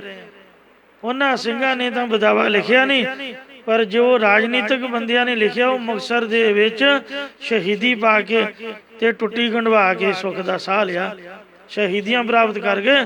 ਉਹਨਾਂ ਚਿਰ ਆਪਦੇ ਘਰਾਂ 'ਚ ਨਹੀਂ ਗਏ, ਵੇਖੋ ਜਾਨ ਵਾਰ ਗਏ। ਤੇ ਆਪਾਂ ਨਿਤ ਬਦਾਵਾ ਲਿਖ ਕੇ ਦੇ ਰਹੇ, ਫਿਰ ਵੀ ਆਪਾਂ ਆਖਦੇ ਆਪਾਂ ਸਿੰਘ ਸਾਹਿਬ ਹਾਂ। ਸੋ ਕਹਿਣ ਦੀਆਂ ਗੱਲਾਂ ਨਹੀਂ। ਮਹਾਰਾਜ ਕਹਿੰਦੇ ਤੇਰਾ ਬੇੜਾ ਬਹਿ ਜੇ, ਤੂੰ ਦੱਸਦਾ ਸਹੀ ਦੁਰਜਨ ਛੇਤੀ ਨੇਹੋ ਰਚਾਇਓ, ਖੋਟੇ ਪੁਰਖਾਂ ਨਾਲ ਕਾਹਤੋਂ ਪ੍ਰੇਮ ਨੇ ਰਚਾਇਆ ਹੋਇਆ। ਦੱਸ ਵੇਖਾ ਮੈਂ ਕਾਰਨ, ਮੈਂ ਵੇਖਣਾ ਤਾਂ ਕਰਾਂ, ਦੱਸ ਤਾਂ ਸਹੀ ਵੀ ਇਹਦਾ ਕਾਰਨ ਕੀ ਆ। ਤੂੰ ਸਤ ਸੰਤੋਖ ਆਦਿਕ ਸ਼ੁਭ ਗੁਣਾਂ ਨੂੰ ਛੱਡ ਕੇ ਕਾਮ ਆਦਿਕਾਂ ਨੂੰ ਮਿੱਤਰ ਬਣਾਇਆ ਹੋਇਆ, ਜੋ ਤੇਰੀਆਂ ਜੜ੍ਹਾਂ ਵੱਢੀ ਜਾ ਰਹੇ ਨੇ। ਊਣੀ ਨਾਹੀ ਝੂਣੀ ਨਾਹੀ, ਨਾਹੀ ਕਿਸੇ ਵੀ ਹੋਣੀ। ਇਹ ਸਖੀ ਤੈਨੂੰ ਪਰਮੇਸ਼ਰ ਨੇ ਕਿਸੇ ਪਦਾਰਥ ਕਰਕੇ ਖਾਲੀ ਨਹੀਂ ਰੱਖਿਆ, ਅਤੇ ਤੂੰ ਕਿਸੇ ਸੰਬੰਧੀ ਕਰਕੇ ਵੀ ਉਦਾਸੀ ਨਮੋ ਝੂਣੀ ਨਹੀਂ ਹੈ ਜਾਂ ਝੋਰਾ ਨਹੀਂ ਹੈ, ਔਰ ਕਿਸੇ ਦੇ ਹੱਥ ਪੈਰ ਆਦਿਕ ਅੰਗ ਤੋਂ ਬਗੈਰ ਵੀ ਨਹੀਂ ਹੈ। ਭਾਵ ਤੂੰ ਸਾਰੇ ਅੰਗਾਂ ਦੇ ਸਹਿਤ ਹੈ, ਤੇ ਫਿਰ ਵੀ ਤੂੰ ਰੌਲਾ ਪਾ ਰਹੀ ਹੈ ਮੈਨੂੰ ਆਹ ਨਹੀਂ ਮਿਲਿਆ, ਮੈਨੂੰ ਉਹ ਨਹੀਂ ਮਿਲਿਆ। ਜਾਂ ਮਹਾਰਾਜ ਫਰਮਾਉਂਦੇ ਨੇ ਊਣੀ ਨਾਹੀ ਝੂਣੀ ਨਾਹੀ, ਸ਼ੁਭ ਗੁਣਾਂ ਤੋਂ ਤੂੰ ਖਾਲੀ ਨਹੀਂ ਹੈ ਅਤੇ ਝੂਰਨੇ ਵਾਲੀ ਵੀ ਨਹੀਂ ਹੈ। ਨਾ ਹੀ ਕਿਸੇ ਵੀ ਹੋਣੀ, ਭਾਵ ਤੈਨੂੰ ਦੈਵੀ ਗੁਣ ਬਖਸ਼ੇ ਨੇ ਵਾਹਿਗੁਰੂ ਨੇ, ਔਰ ਤੂੰ ਕਿਸੇ ਗਿਆਨ ਸ਼ਾਸਤਰ ਤੋਂ ਵੀ ਬਗੈਰ ਨਹੀਂ ਹੈ। ਫਿਰ ਸ਼ੈਲ ਛਬੀਲਾ ਛੱਡ ਗਵਾਇਓ। ਜਾਂ ਤਾਂ ਘਰ ਵਾਲਾ ਕੋਝਾ ਹੋਵੇ, ਮਾੜਾ ਹੋਵੇ, ਕਰੂਪ ਹੋਵੇ, ਨਿਕੰਮਾ ਹੋਵੇ, ਫਿਰ ਤਾਂ ਕੋਈ ਬਹਾਨਾ ਲਾਏ ਵੀ ਮੈਂ ਛੱਡ ਦਿੱਤਾ। ਤੇ ਤੇਰਾ ਤਾਂ ਘਰ ਵਾਲਾ ਪਤੀ ਪਰਮੇਸ਼ਰ ਇੰਨਾ ਸੋਹਣਾ ਹੈ, ਤੂੰ ਸੁੰਦਰ ਨਿਤ ਨਵਾਂ ਸਰੂਪ ਰਹਿਣ ਵਾਲਾ। ਸਾਹਿਬ ਮੇਰਾ ਨੀਤ ਨਵਾਂ ਸਦਾ ਸਦਾ ਦਾਤਾ। ਸ਼ੋਭਾ ਦੇ ਘਰ ਪਤੀ ਪਰਮੇਸ਼ਰ ਦੇ ਪ੍ਰਾਪਤੀ ਵਾਲੇ ਗੁਣਾਂ ਨੂੰ ਮੰਨ ਕਰਕੇ ਤਿਆਗ ਦਿੱਤਾ ਹੈ। ਵਾਹਿਗੁਰੂ ਨੂੰ ਛੱਡ ਕੇ ਪਾਸੇ ਹੋ ਗਈਆਂ, ਬਾਣੀ ਕਰਕੇ ਗਵਾ ਦਿੱਤਾ। ਇਸ ਕਰਕੇ ਦੁਰਮਤ ਕਰਮ ਮੇ ਹੋਣੀ। ਇਹ ਖੋਟੀ ਮਤ ਵਾਲੀਏ, ਤੂੰ ਨਿਸ਼ਕਾਮ ਕਰਮ ਜਾਂ ਭਾਗਾਂ ਤੋਂ ਬਗੈਰ ਕਿਉਂ ਹੋ ਰਹੀ ਹੈ। ਮਹਾਰਾਜ ਨੇ ਬਾਣੀ ਵਿੱਚ ਲਿਖਿਆ, ਸਭ ਤੋਂ ਵੱਡੇ ਭਾਗ ਗੁਰ ਸਿੱਖਾਂਗੇ, ਜੋ ਗੁਰ ਚਰਨੀ ਸਿੱਖ ਪੜ੍ਹਦੇ ਆ। ਸਭ ਤੋਂ ਵੱਡੇ ਭਾਗ ਦੁਨੀਆ ਦੇ ਵਿੱਚ ਉਹਨਾਂ ਗੁਰਸਿੱਖਾਂ ਦੇ ਨੇ ਜਿਹੜੇ ਗੁਰੂ ਸਾਹਿਬ ਦੇ ਚਰਨੀ ਪੈਂਦੇ ਨੇ। ਤੇ ਜੇ ਇਹਦੇ ਉਲਟ ਕੋਈ ਸਵਾਲ ਕਰੇ ਵੀ ਸਭ ਤੋਂ ਮਾੜੇ ਭਾਗ ਕਿਹਨਾਂ ਦੇ ਨੇ, ਸਭ ਤੋਂ ਮਾੜੇ ਭਾਗ ਸਾਡੇ ਨੇ। ਪਹਿਲੀ ਗੱਲ ਤਾਂ ਅਸੀਂ ਅੰਮ੍ਰਿਤ ਛਕਣ ਨੂੰ ਤਿਆਰ ਨਹੀਂ ਆ, 100 ਗੱਲਾਂ ਮਾਰਦੇ ਆ। ਜਿਉ ਨਿਗੁਰਾ ਬਹੁ ਬਾਤਾਂ ਜਾਣੈ, ਉਹ ਹਰ ਦਰਗੇ ਹੈ ਭ੍ਰਸ਼ਟੀ। ਬਾਤਾਂ ਜਿੰਨੀਆਂ ਮਰਜ਼ੀ ਸੁਣ ਲਓ ਸਾਥੋਂ, ਗੱਲਾਂ ਜਵਾਰੇ ਨਹੀਂ ਆਉਣ ਦਿਆਂਗੇ। ਤੇ ਪਰ ਅੰਮ੍ਰਿਤ ਨਹੀਂ ਛਕਣਾ, ਗਾਤਰਾ ਨਹੀਂ ਪਾਉਣਾ। ਕੇਸ ਕਟਾਈ ਜਾ ਰਹੇ ਆ, ਦਾੜੀਆਂ ਵਢਾਈ ਜਾ ਰਹੇ ਆ, ਫਿਰ ਵੀ ਆਪਾਂ ਆਖਦੇ ਹਾਂ ਆਪਾਂ ਸੇਵਾਦਾਰ ਹਾਂ ਜੀ। ਤੇ ਜੇ ਸਾਡੇ ਵਰਗੇ ਅੰਮ੍ਰਿਤ ਛਕਿਆ ਹੈ, ਅਸੀਂ ਵਾਹਿਗੁਰੂ ਕਹਿਣ ਨੂੰ ਤਿਆਰ ਨਹੀਂ। ਜਪਜੀ ਸਾਹਿਬ ਕੌਣ ਪੜ੍ਹਦਾ ਦੱਸੋ? ਕੋਈ ਨਿਤਨੇਮ ਕਰਕੇ ਆਉਂਦਾ ਗੁਰੂ ਘਰ? ਬਿਲਕੁਲ ਨਹੀਂ। ਅੰਮ੍ਰਿਤ ਵੇਲੇ ਉੱਠਿਆ ਹੀ ਨਹੀਂ ਜਾਂਦਾ, ਨਿਤਨੇਮ ਤੋਂ ਵਾਂਝੇ ਹਾਂ। ਤੋ ਨਿਤਨੇਮੀ ਜਿਹੜੇ ਨੇ ਉਹ ਵਾਹਿਗੁਰੂ ਨਾਮ ਦਾ ਜਾਪ ਨਹੀਂ ਜਪਦੇ, ਉਹਨਾਂ ਦੀ ਸ਼ਰਧਾ ਨਹੀਂ ਹੈ। ਜਿੰਨੇ ਵਿਦਵਾਨ ਬੁੱਧੀਜੀਵੀ ਤਰਕਸ਼ੀਲ ਨੇ, ਅਨਪੜ੍ਹ ਬੰਦਾ ਤਾਂ ਉਨੀ ਤਰਕ ਕਰਦਾ ਹੀ ਨਹੀਂ, ਸ਼ਰਧਾ ਹੀ ਨਹੀਂ ਹੈ। ਤੇ ਇਸ ਵਾਸਤੇ ਅਸੀਂ ਖੋਟੇ ਭਾਗਾਂ ਵਾਲੇ ਹਾਂ, ਕਰਮਾਂ ਤੋਂ ਰਹਿਤ ਹੋ ਰਹੇ ਹਾਂ, ਸਭ ਕੁਝ ਹੁੰਦਿਆਂ ਸੁਧਿਆਂ ਬਖਸ਼ਿਸ਼ ਤੋਂ ਵਾਂਝੇ ਹਾਂ। ਦੁਰਮਤ ਕਰਮ ਮੇ ਹੋਣੀ, ਖੋਟੀ ਮੱਤ ਸਾਨੂੰ ਬੁਰੇ ਪਾਸੇ ਲਿਜਾ ਰਹੀ ਹੈ ਕਰਮਾਂ ਤੋਂ ਬਗੈਰ ਹੋਣ ਕਰਕੇ। ਹੁਣ ਜਗਿਆਸੂ ਰੂਪ ਸਖੀ ਕਹਿੰਦੀ ਹੈ, ਨਾ ਹੋ ਭੁੱਲੀ ਨਾ ਹੋ ਚੁੱਕੀ। ਇਹ ਸਖੀ, ਨਾ ਮੈਂ ਕਿਸੇ ਪ੍ਰਕਾਰ ਕਰਕੇ ਭੁੱਲੀ ਹਾਂ, ਤੇ ਨਾ ਮੈਂ ਸਿਮਰਨ ਵੱਲੋਂ ਚੁੱਕੀ ਹਾਂ, ਉੱਕੀ ਹਾਂ। ਭਾਵ ਭੁੱਲ ਬਹੁਤੀ ਗਲਤੀ ਹੁੰਦੀ ਹੈ, ਚੁੱਕ ਥੋੜੀ ਗਲਤੀ ਹੁੰਦੀ ਹੈ, ਥੋੜੀ ਬਹੁਤੀ ਭੁੱਲੀ ਵੀ ਨਹੀਂ ਹੈ। ਨਾ ਮੈਂ ਨਾ ਹੀ ਦੋਸਾ, ਨਾ ਹੀ ਮੇਰੇ ਵਿੱਚ ਮੈਂ ਮਮਤਾ ਹੈ, ਨਾ ਹੀ ਮੇਰੇ ਵਿੱਚ ਕਾਮ ਆਦਿਕ ਦੋਸ਼ ਨੇ। ਜਾਂ ਨਾ ਮੈਂ ਮਨ ਕਰਕੇ ਭੁੱਲੀ ਹਾਂ, ਨਾ ਮੈਂ ਬਾਣੀ ਕਰਕੇ ਚੁੱਕੀ ਹਾਂ, ਅਤੇ ਨਾ ਹੀ ਮੇਰੇ ਤਨ ਵਿੱਚ ਕਾਮ ਆਦਿ ਕੋਈ ਦੋਸ਼ ਹੈ। ਜੇ ਤੂੰ ਲਾਈ ਤੇ ਤੂੰ ਲੱਗੀ, ਤੂੰ ਸੁਣ ਸੱਚ ਸੰਦੇਸ਼ਾ। ਹੇ ਸਖੀ, ਜਿਸ ਪਾਸੇ ਮੈਂ ਸੱਚੇ ਪਾਤਸ਼ਾਹ ਨੇ ਪ੍ਰੇਰ ਕੇ ਲਾਉਣਾ ਕੀਤੀ ਹੈ, ਉਸੇ ਪਾਸੇ ਮੈਂ ਭਾਵ ਭਗਤੀ ਵਿੱਚ ਲੱਗੀ ਹਾਂ। ਤੂੰ ਸੁਣਨਾ ਕਰ, ਇਹ ਮੇਰਾ ਸੱਚਾ ਸੁਨੇਹਾ ਹੈ। ਹੁਣ ਉੱਤਮ ਸਖੀ ਕਥਨ ਕਰਦੀ ਹੈ, ਸਾਈ ਸੁਹਾਗਣ ਸਾਈ ਭਾਗਣ। ਇਹ ਸਖੀ, ਉਹੀ ਬ੍ਰਹਮ ਗਿਆਨਨ ਸੁਹਾਗ ਮੰਨਦੀ ਹੈ, ਉਹੀ ਭਾਗਾਂ ਵਾਲੀ ਹੈ, ਜਾਂ ਨਿਸ਼ਕਾਮ ਕਰਮ ਭਗਤੀ ਰੂਪ ਕਰਮਾਂ ਵਾਲੀ ਹੈ। ਜੈ ਪਿਰ ਕਿਰਪਾ ਧਾਰੀ, ਜਿਸ ਉੱਤੇ ਪਤੀ ਪਰਮੇਸ਼ਰ ਨੇ ਕਿਰਪਾ ਮਿਹਰ ਦੀ ਦ੍ਰਿਸ਼ਟੀ ਕੀਤੀ ਹੈ।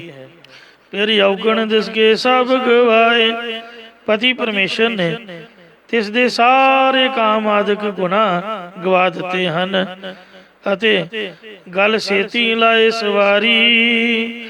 ਆਪਣੇ ਅਭੇਦ ਨਿਸ਼ਚੇ ਰੂਪ ਗੱਲ ਨਾਲ ਲਾ ਕੇ ਉਹਦੀ ਭਾਵ ਭਗਤੀ ਦੁਆਰਾ ਜ਼ਿੰਦਗੀ ਸਵਾਰਨਾ ਕੀਤੀ ਹੈ, ਜਾਂ ਜ਼ਿੰਦਗੀ ਸੰਵਾਰ ਕੇ ਅਭੇਦ ਨਿਸ਼ਚੇ ਰੂਪ ਕੰਠ ਨਾਲ ਉਹਨੂੰ ਲਾਉਣਾ ਕੀਤਾ ਹੈ। ਹੁਣ ਜਗਿਆਸੂ ਰੂਪ ਮੱਧਮ ਸਖੀ ਕਹਿੰਦੀ ਹੈ ਕਿ ਕਰਮਹੀਨ ਧਨ ਕਰੈ ਬਿਨੰਦੀ, ਕਦ ਨਾਨਕ ਆਵੈ ਵਾਰੀ। ਮੈਂ ਨਿਸ਼ਕਾਮ ਕਰਮ ਭਗਤੀ ਰੂਪ ਕਰਮਾਂ ਤੋਂ ਹੀਣੀ ਜਗਿਆਸੂ ਰੂਪ ਇਸਤਰੀ ਸਖੀ ਬੇਨਤੀ ਕਰਦੀ ਹਾਂ।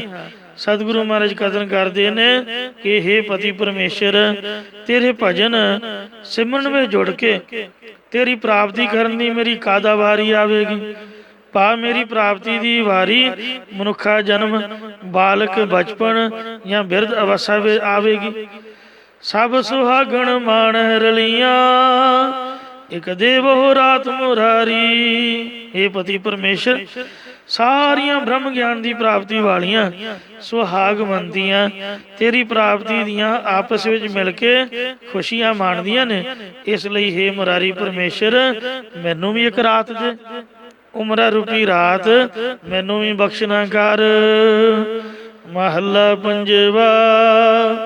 ਪੰਜਵੇਂ ਪਾਤਸ਼ਾਹ ਸ੍ਰੀ ਗੁਰੂ ਅਰਜਨ ਦੇਵ ਜੀ ਮਹਾਰਾਜ ਆਪਦੇ ਮਨ ਦੇ ਪ੍ਰਤਾਏ ਉਚਾਰ ਕੇ ਸਾਨੂੰ ਸਮਝਾਉਣ ਦੀ ਕੋਸ਼ਿਸ਼ ਕਰਦੇ ਨੇ ਕਿ ਅਸੀਂ ਸਮਝ ਜਾਈਏ।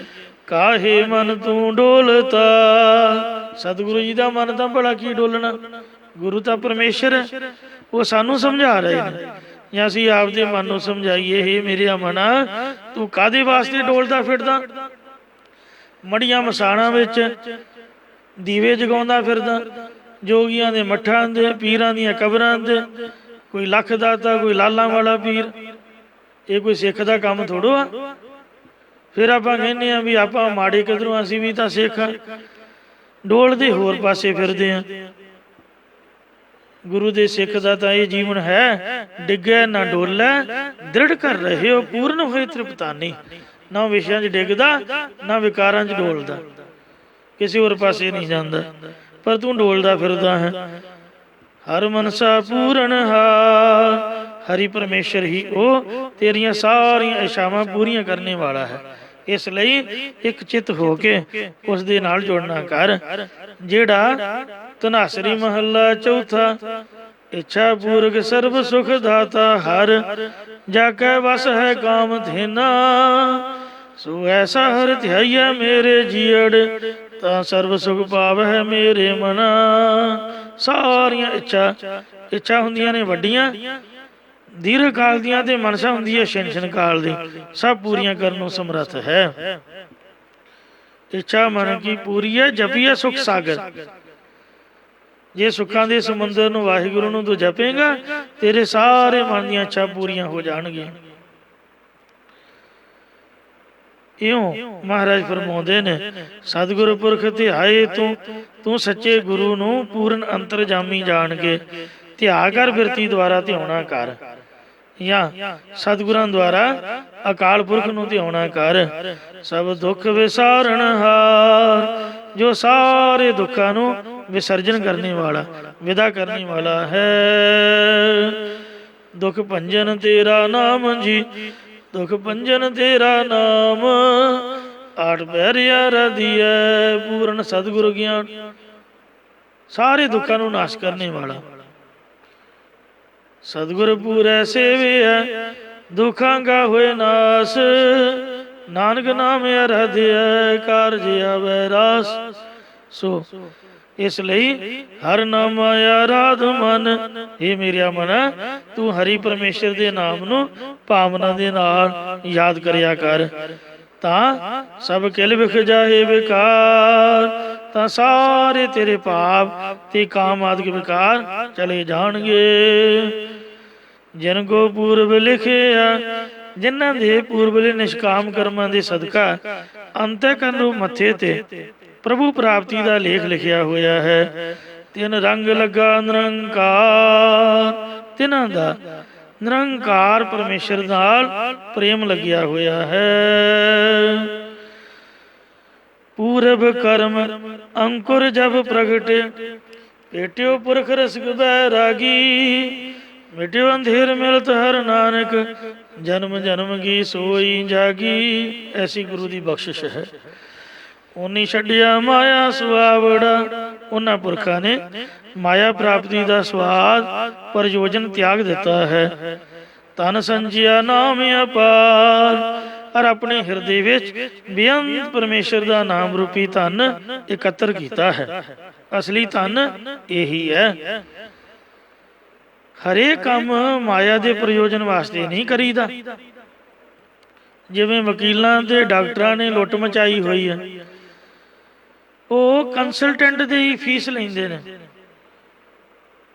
ਲੱਖ ਲੱਖ ਰੁਪਈਆ ਫੀਸ ਵੀ ਹੈ ਵਕੀਲਾਂ ਦੀ, ਤੇ ਡਾਕਟਰ 500 ਰੁਪਈਏ ਤੋਂ ਘੱਟ ਤਾਂ ਮੱਥੇ ਹੀ ਨਹੀਂ ਲੱਗਦਾ।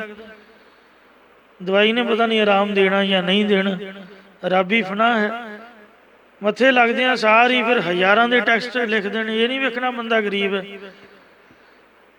ਉਹ ਕਾਹਦਾ ਡਾਕਟਰੀ ਬਣਾ, ਪੁਰਾਣੇ ਵੈਦ ਹੁੰਦੇ ਸੀ ਨਬਜ਼ ਫੜ ਕੇ ਦੱਸ ਦਿੰਦੇ। ਅੱਜ ਕੱਲ੍ਹ ਤਾਂ ਟੈਸਟ ਕਰਾ ਹੀ ਬੰਦੇ ਨੂੰ ਉਜਾੜ ਦਿੰਦੇ ਨੇ। ਬੈੱਡ ਦਾ ਖਰਚਾ ਵੱਖਰਾ, ਡੇਲੀ ਦਾ 3-3 ਹਜ਼ਾਰ, ਤੇ ਟੈਸਟਾਂ ਦਾ ਖਰਚਾ ਵੱਖਰਾ। ਇਹ ਕਿੱਧਰ ਦੀ ਵਿਦਿਆ ਪੜ੍ਹਾਈ ਹੈ ਬਈ? ਜਿਹੜਾ ਵੀ ਕੰਮ ਕਰਨਾ ਮਾਇਆ ਵਾਸਤੇ, ਪੈਸੇ ਵਾਸਤੇ। ਗੁਰੂ ਘਰ ਵੀ ਐਸਾ ਨਹੀਂ ਹੋਣਾ ਚਾਹੀਦਾ। ਰੱਬ ਦੇ ਪਿਆਰ ਵਾਲੇ ਉਹਨਾਂ ਨੇ ਵਾਹਿਗੁਰੂ ਧਾਮ ਤੁਹਾਨੂੰ ਇਕੱਤਰ ਕੀਤਾ ਹੈ। ਕਿਨ ਹੀ ਬਣਜਿਆ ਕਾਂਸੀ ਤਾਂਬਾ, ਕਿਨ ਹੀ ਲੌਂਗ ਸੁਪਾਰੀ, ਸੰਤੋ ਬਣਜਿਆ ਨਾਮ ਗੋਬਿੰਦ ਕਾ, ਐਸੀ ਖੇਪ ਹਮਾਰੀ, ਹਰ ਕੇ ਨਾਮ ਕੇ ਵਿਆਪਾਰੀ, ਹੀਰਾ ਹੱਥ ਜੜਿਆ ਨਿਰਮੋਲਕ, ਛੁੱਟ ਗਈ ਸੰਸਾਰੀ। ਜਿਸ ਤਰ੍ਹਾਂ ਬੈਂਕ ਦੇ ਵਿੱਚ ਆਪਾਂ ਪੈਸੇ ਇਕੱਠੇ ਕਰਦੇ ਹਾਂ, ਕਾਹਦੇ ਵਾਸਤੇ? ਕਿ ਜਦ ਬੁੱਢੇ ਹੋ ਗਏ ਤਾਂ ਆਪਾਂ ਵਰਤਾਂਗੇ, ਜਾਂ ਧੀ ਪੋਤੀ ਸ਼ਾਦੀ ਹੋਊਗੀ ਤਾਂ ਆਪਾਂ ਉਹਨਾਂ ਨੂੰ ਦਾਜ ਵਰੀ ਦਿਆਂਗੇ, ਜਾਂ ਕੋਈ ਬਿਮਾਰੀ ਸ਼ਮਾਰੀ 100 ਗੱਲਬਾਤ ਆਪਾਂ ਵਰਤਾਂਗੇ। ਇਸੇ ਤਰ੍ਹਾਂ ਜੋ ਗੁਰਦੁਆਰੇ ਦੀ ਗੋਲਕ ਹੈ,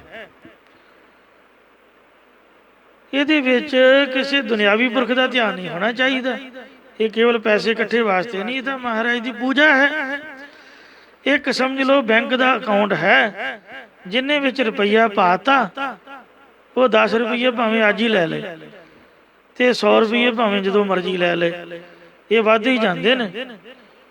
ਮਹਾਂਪੁਰਖ ਸੰਤ ਬਾਬਾ ਠਾਕੁਰ ਸਿੰਘ ਸਾਹਿਬ ਜੀ ਖਾਲਸਾ ਪਿੰਡਾਂ ਵਾਲੇ ਬੰਬੇ 4-4, 5-5 ਜਥੇ ਪ੍ਰਚਾਰ ਕਰਨ ਜਾਂਦੇ। ਰਾਤ ਦੇ 12-1 ਵਜੇ ਜਦ ਵਾਪਸ ਮੁੜਨਾ, ਤੇ ਮਹਾਂਪੁਰਖ ਉਹਨਾਂ ਨੇ ਬੈੱਡ ਤੇ ਬੈਠੇ ਹੋਣਾ, ਥੱਲੇ ਮਾਇਆ ਦਾ ਢੇਰ ਲਾ ਕੇ ਬੇਨਤੀ ਕਰਨੀ ਵੀ ਆਪ ਜੀ ਕਿਰਪਾ ਕਰੋ, ਇਹ ਪ੍ਰਵਾਨ ਕਰੋ। ਮਹਾਂਪੁਰਖਾਂ ਬੜਾ ਖੁਸ਼ ਹੋਣਾ, ਆਖਣਾ ਸਿੰਘੋ, ਸੰਤ ਗਿਆਨੀ ਕਰਤਾਰ ਸਿੰਘ ਜੀ ਖਾਲਸਾ ਪਿੰਡਾਂ ਵਾਲਿਆਂ ਦਾ ਇਹ ਵਰ ਪੂਰਾ ਹੋ ਰਿਹਾ। ਉਹ ਕਹਿੰਦੇ ਮੇਰੇ ਮਨ ਦਾ ਫੁਰਨਾ ਕਿ 25 ਰਾਗੀ ਜਥੇ ਹੋਣ, 25 ਕਥਾਵਾਚਕ ਹੋਣ, ਤੇ 25 ਹੈਲੀਕਾਪਟਰ ਹੋਣ। ਵੇਖੋ ਗੱਡੀਆਂ ਤੁਹਾਡੇ ਅੱਗੇ ਪਿੱਛੇ ਨੇ, ਲੈ ਕੇ ਵੀ ਜਾਂਦੇ, ਛੱਡ ਕੇ ਵੀ ਜਾਂਦੇ। ਚੁੱਕ ਲਓ ਮਾਇਆ, ਵਰਤ ਲਓ। ਸਿੰਘਾ ਕਹਿਣਾ ਨਹੀਂ ਬਾਬਾ ਜੀ ਆਪ ਜੀ ਦੀ ਹੈ। ਫਿਰ ਕਹਿਣਾ ਸੰਗਿਆ ਕਾਪੀ ਲਿਆ, ਜਿੰਨੇ ਜਿੰਨੇ ਦਿੱਤੇ ਨੇ ਉਹਨਾਂ ਦਾ ਨਾਂ ਲਿਖ, ਰਾਗੀਆਂ ਦਾ ਵੱਖਰਾ, ਕਥਾ ਵਾਲਿਆਂ ਦਾ ਵੱਖਰਾ। ਇਹ ਕਾਪੀ ਤੇ ਲਿਖ, ਤੇ ਲਿਖ ਕੇ ਗਿਣ ਕੇ ਫਿਰ ਟਰੰਕ 'ਚ ਰੱਖ। ਇਹ ਮੇਰੇ ਕੋਲ ਮੰਗਣਗੇ ਤਾਂ ਮੈਂ ਇਹਨਾਂ ਨੂੰ ਵਾਪਸ ਕਰੂੰਗਾ। ਇਹਨਾਂ ਨੇ ਮੰਗਣੇ ਨੇ, ਮੈਂ ਇਹਨਾਂ ਨੂੰ ਦੇਣੇ ਨੇ। ਕੋਈ ਸਰਦਾਰ ਦਾ ਕੰਮ ਕਰੋ, ਉਹਦੀ ਮਿਹਨਤ ਮਜ਼ਦੂਰੀ ਨਹੀਂ ਰੱਖਦਾ। ਰੱਬ ਦਾ ਐਡਾ ਵੱਡਾ ਸਰਦਾਰ ਹੈ। ਵੇਖੋ ਸਰਦਾਰਾਂ ਦਾ ਸਰਦਾਰ, ਸੋ ਪਾਤਸ਼ਾਹੋ ਸਾਹ ਸਾਹਿਬ ਨਾਨਕ ਰਹਿਣ ਰਜਾਈ। ਉਹ ਕਿਸੇ ਦੀ ਮਿਹਨਤ ਮਜ਼ਦੂਰੀ ਨੂੰ ਕਿਵੇਂ ਰੱਖੇਗਾ ਤੁਸੀਂ ਦੱਸੋ? ਜੇ ਕਿਸੇ ਨੇ ਉਹਦੇ ਗੁਣ ਗਾਏ ਨੇ, ਉਹਦੇ ਚਰਨਾਂ ਦੀ ਹਾਜ਼ਰੀ ਭਰੀ ਹੈ, ਉਹਦੀ ਮਜ਼ਦੂਰੀ ਨੂੰ ਕਿਵੇਂ ਰੱਖੇਗਾ? ਪ੍ਰਭ ਘਾਲਿਆ ਕਿਸੇ ਕਾ ਕਿ ਤਿਲ ਨਾ ਗਵਾਈ। ਜੇ ਕਿਸੇ ਨੇ ਰੁਪਈਆ ਗੋਲਕ ਦੇ ਵਿੱਚ ਪਾਇਆ ਹੈ, ਤੇ ਉਹ ਲੈ ਕੇ ਥੋੜ੍ਹਾ ਵੀ ਮੁੜ ਕੇ ਬੋਲੇਗਾ ਹੀ ਨਹੀਂ, ਜਾਂ ਲੈ ਕੇ ਦੌੜ ਜਾਏਗਾ। ਕਿੱਥੇ ਲੈ ਜਾਊਗਾ? ਸਭ ਨਿਧਾਨ ਦਸ ਅਸ਼ਟ ਸਿਧਾਨ, ਠਾਕੁਰ ਕਰ ਤਲ ਧਰਿਆ। ਉਹ ਮਾਲਕ ਨੇ ਸਭ ਰਿੱਧੀਆਂ ਸਿੱਧੀਆਂ ਨਿਧੀਆਂ ਆਪਦੇ ਸੇਵਕਾਂ ਨੂੰ ਵਰਤਣ ਵਾਸਤੇ ਹੱਥ ਦੀ ਤਲੀ ਤੇ ਰੱਖੀਆਂ ਹੋਈਆਂ ਨੇ, ਕਿ ਜਦੋਂ ਮੰਗਣ ਉਸੇ ਵੇਲੇ ਦੇ ਦੇਵਾਂ। ਮੈਂ ਕਈ ਵਾਰ ਸੋਚਦਾ, ਮੈਂ ਕਿਹਾ ਵੀ ਮੰਗੇ ਤਾਂ ਪੈਸੇ ਕਿਸੇ ਨੇ ਵੀ ਨਹੀਂ। ਇਹ ਮਹਾਂਪੁਰਖਾਂ ਦਾ ਕੀ ਚੋਜ ਹੈ? ਉਹ ਕਹਿੰਦੇ ਮੰਗਣਗੇ ਮੈਂ ਦਿਆਂਗਾ, ਕਿਉਂਕਿ ਗੁਰਦੁਆਰੇ ਤਾਂ ਭੇਟਾ ਹੀ ਕਰੀਦੇ ਨੇ। ਹੁਣ ਗੋਲਕ ਦੇ ਵਿੱਚ ਜੇ ਮੈਂ 10 ਰੁਪਈਏ ਪਾਊਂਗਾ, ਤੁਸੀਂ ਕਹੋਗੇ ਬੰਦਾ ਬੜਾ ਚੰਗਾ ਜੀ, ਤੇ ਜੇ ਮੈਂ ਵਿੱਚੋਂ 100 ਰੁਪਈਆ ਕੱਢ ਲਿਆ, ਤੁਸੀਂ ਕਿੰਨਾ ਕੁ ਮੈਨੂੰ ਚੰਗਾ ਸਮਝੋਗੇ? ਗੁਰਦੁਆਰੇ ਦੀ ਮਰਜ਼ਾਦਾ ਆਪਾਂ ਗੋਲਕ 'ਚ ਪਾ ਸਕਦੇ ਹਾਂ, ਪਰ ਕੱਢ ਨਹੀਂ ਸਕਦੇ। ਤਾਂ ਮੈਂ ਇਹੀ ਸਮਝਿਆ ਵੀ ਜਿਨ੍ਹਾਂ ਨੇ ਉਹਨਾਂ ਮਹਾਂਪੁਰਖਾਂ ਦੀ ਖੁਸ਼ੀ ਲਈ ਅੱਜ ਉਹ ਖੁਸ਼ਹਾਲ ਨੇ ਦੇਸ਼ਾਂ ਵਿਦੇਸ਼ਾਂ ਦੇ ਵਿੱਚ। ਇਹ ਤਾਂ ਇੱਥੇ ਵੇਖਣ ਦੀਆਂ ਗੱਲਾਂ, ਰੱਬ ਦੇ ਘਰ ਦੀਆਂ ਬਾਤਾਂ ਕੌਣ ਜਾਣਦਾ? ਇਸ ਵਾਸਤੇ ਮਹਾਰਾਜ ਕਿੱਡਾ ਬੇਅੰਤ ਹੈ, ਉਹ ਕਿੰਨਾ ਫਲ ਬਖਸ਼ੇਗਾ ਆਪਦੇ ਗੁਰਸਿੱਖਾਂ ਨੂੰ। ਬਾਣੀ ਬੜੀ ਵਿਅਰਥ ਨਹੀਂ ਜਾਂਦੀ। ਜਿਨੀ ਨਾਮ ਤੇ ਆਇਆ ਗਏ ਮਸਕਤ ਕਾਲ, ਨਾਨਕ ਤੇ ਮੁਖ ਉਜਲੇ ਖੇਤੀ ਛੁੱਟੀ ਨਾਲ। ਸੋ ਇਸ ਲਈ ਸੰਤਾਂ ਮਹਾਂਪੁਰਖਾਂ ਨੇ ਇੰਜ ਸਮਝਿਆ ਕਿ ਗੁਰੂ ਘਰ ਦੀ ਸੇਵਾ, ਜੋ ਗੁਰੂ ਦੀ ਗੋਲਕ ਜਮਾਇਆ ਭੇਟ ਕਰਨੀ ਹੈ, ਇਹ ਸਮਝ ਲਓ ਵੀ ਖਜ਼ਾਨਾ ਜਮਾ ਕਰ ਰਹੇ ਆ ਪਰਲੋਕ ਵਾਸਤੇ। ਇੰਡੀਆ ਦੀ ਕਰੰਸੀ ਰੁਪਈਏ ਤੇ ਪੈਸੇ ਨੇ, ਇੰਗਲੈਂਡ ਦੀ ਕਰੰਸੀ ਪਾਉਂਡ ਹਨ ਤੇ ਪੈਨੀਆਂ ਨੇ, ਕੈਨੇਡਾ ਅਮਰੀਕਾ ਦੀ ਕਰੰਸੀ ਡਾਲਰ ਤੇ ਉਥੋਂ ਦੀ ਕਰੰਸੀ ਉਥੋਂ ਦੇ ਦੇਸ਼ ਮੁਤਾਬਕ ਹੈ। ਇੱਧਰ ਅਰਬ ਕੰਟਰੀਆਂ ਦੀ ਕਰੰਸੀ ਕੁਵੈਤ ਦੀ ਦੀਨਾਰ ਆਦਿਕ ਹਨ, ਤੇ ਆਪ ਆਪਣੇ ਦੇਸ਼ ਦੀ ਵੱਖਰੀ ਕਰੰਸੀ। ਪਰ ਮਰਨ ਤੋਂ ਬਾਅਦ ਪਰਲੋਕ ਦੀ ਕਰੰਸੀ ਜਿਹੜਾ ਉੱਥੇ ਕੰਮ ਹੋਣਾ ਤਾਂ ਉਹ ਹੈ ਵਾਹਿਗੁਰੂ ਜੀ ਦਾ ਨਾਮ। ਤੋ ਇਸ ਲਈ ਉਹਨੇ ਛੱਡਿਆ ਮਾਇਆ ਸੁਆਵੜਾ। ਉਹਨਾਂ ਪੁਰਖਾਂ ਨੇ ਮਾਇਆ ਪ੍ਰਾਪਤੀ ਦਾ ਸਵਾਦ ਪ੍ਰਯੋਜਨ ਤਿਆਗ ਦਿੱਤਾ ਹੈ। ਅਰ ਤਨ ਸੰਜਿਆ ਨਾਮ ਅਪਾਰ, ਆਪਣੇ ਹਿਰਦੇ ਵਿੱਚ ਬੇਅੰਤ ਪਰਮੇਸ਼ਰ ਦਾ ਨਾਮ ਰੂਪੀ ਧਨ ਇਕੱਤਰ ਕੀਤਾ ਹੈ। ਕਿਵੇਂ ਇਕੱਤਰ ਕੀਤਾ ਹੈ? ਆਪਾਂ ਤਾਂ ਦਿਨ ਰਾਤ ਪੈਸੇ ਦੀ ਕਮਾਈ 'ਚ ਦੌੜ ਭੱਜ ਕਰਦੇ ਰਹਿੰਦੇ ਆ, ਪਰ ਸੰਤਾਂ ਨੇ ਭੋਰੇ ਪੁੱਟ ਕੇ ਮਾਲਾ ਫੇਰੀਆਂ, ਚੌਂਕੜੇ ਮਾਰੇ। ਅੱਠੇ ਪਹਿਰ ਇੱਕ ਤੇ ਲੇਵੈ, 8 ਪਹਿਰ ਜਨ ਹਰ ਹਰ ਜਪੈ, ਹਰ ਕਾ ਭਗਤ ਪ੍ਰਗਟ ਨਹੀਂ ਜਪੈ। ਉੱਠੇ ਪੈਰ ਇੱਕ ਵਾਹਿਗੁਰੂ ਦੇ ਵਿੱਚ ਬਿਰਤੀ ਲਗਾ ਕੇ ਰੱਖਦੇ ਨੇ। ਮੰਨੇ ਨ ਹੁਕਮ ਅਪਾਰ, ਭਾਵ ਉਹਨਾਂ ਦੀ ਹਰ ਵਕਤ ਬਿਰਤੀ ਪਰਮੇਸ਼ਰ ਦੇ ਸਿਮਰਨ 'ਚ ਜੁੜੀ ਰਹਿੰਦੀ ਹੈ। ਅਰ ਉਹ ਬੇਅੰਤ ਪਰਮੇਸ਼ਰ ਦੇ ਹੁਕਮ ਨੂੰ ਮੰਨਦੇ, ਭਾਵ ਹਰ ਵਕਤ ਰਜ਼ਾ ਵਿੱਚ ਚੱਲਦੇ ਨੇ। ਜਾਂ ਨਾਨਕ ਮੰਗੈ ਦਾਨ ਇੱਕ, ਦੇਹੋ ਦਰਸ ਮਨ ਪਿਆਰ। ਸਤਿਗੁਰੂ ਮਹਾਰਾਜ ਸਾਹਿਬ ਜੀ ਕਥਨ ਕਰਦੇ ਨੇ ਕਿ ਇੰਜ ਬੇਨਤੀ ਕਰੋ, ਹੇ ਪਰਮੇਸ਼ਰ, ਮੈਂ ਆਪ ਜੀ ਦੇ ਪਾਸੋਂ ਇੱਕ ਦਾਨ ਮੰਗਿਆ, ਨਾਨਕ ਵਿਚਾਰਾ। ਇੱਕ ਦਾਨ ਮੰਗਦਾ ਕਿ ਮੇਰੇ ਮਨ ਮੇਰੇ ਚਿੱਤ ਵਿੱਚ ਪ੍ਰੇਮ ਕਰਕੇ ਆਪਣੇ ਦਰਸ਼ਨ ਬਖਸ਼ ਦੇਣਾ ਕਰੋ ਜੀ। ਪੌੜੀ ਇਹ ਪੰਜਵੇਂ ਪਾਤਸ਼ਾਹ ਜੀ ਹੀ ਉਚਾਰ ਰਹੇ ਨੇ।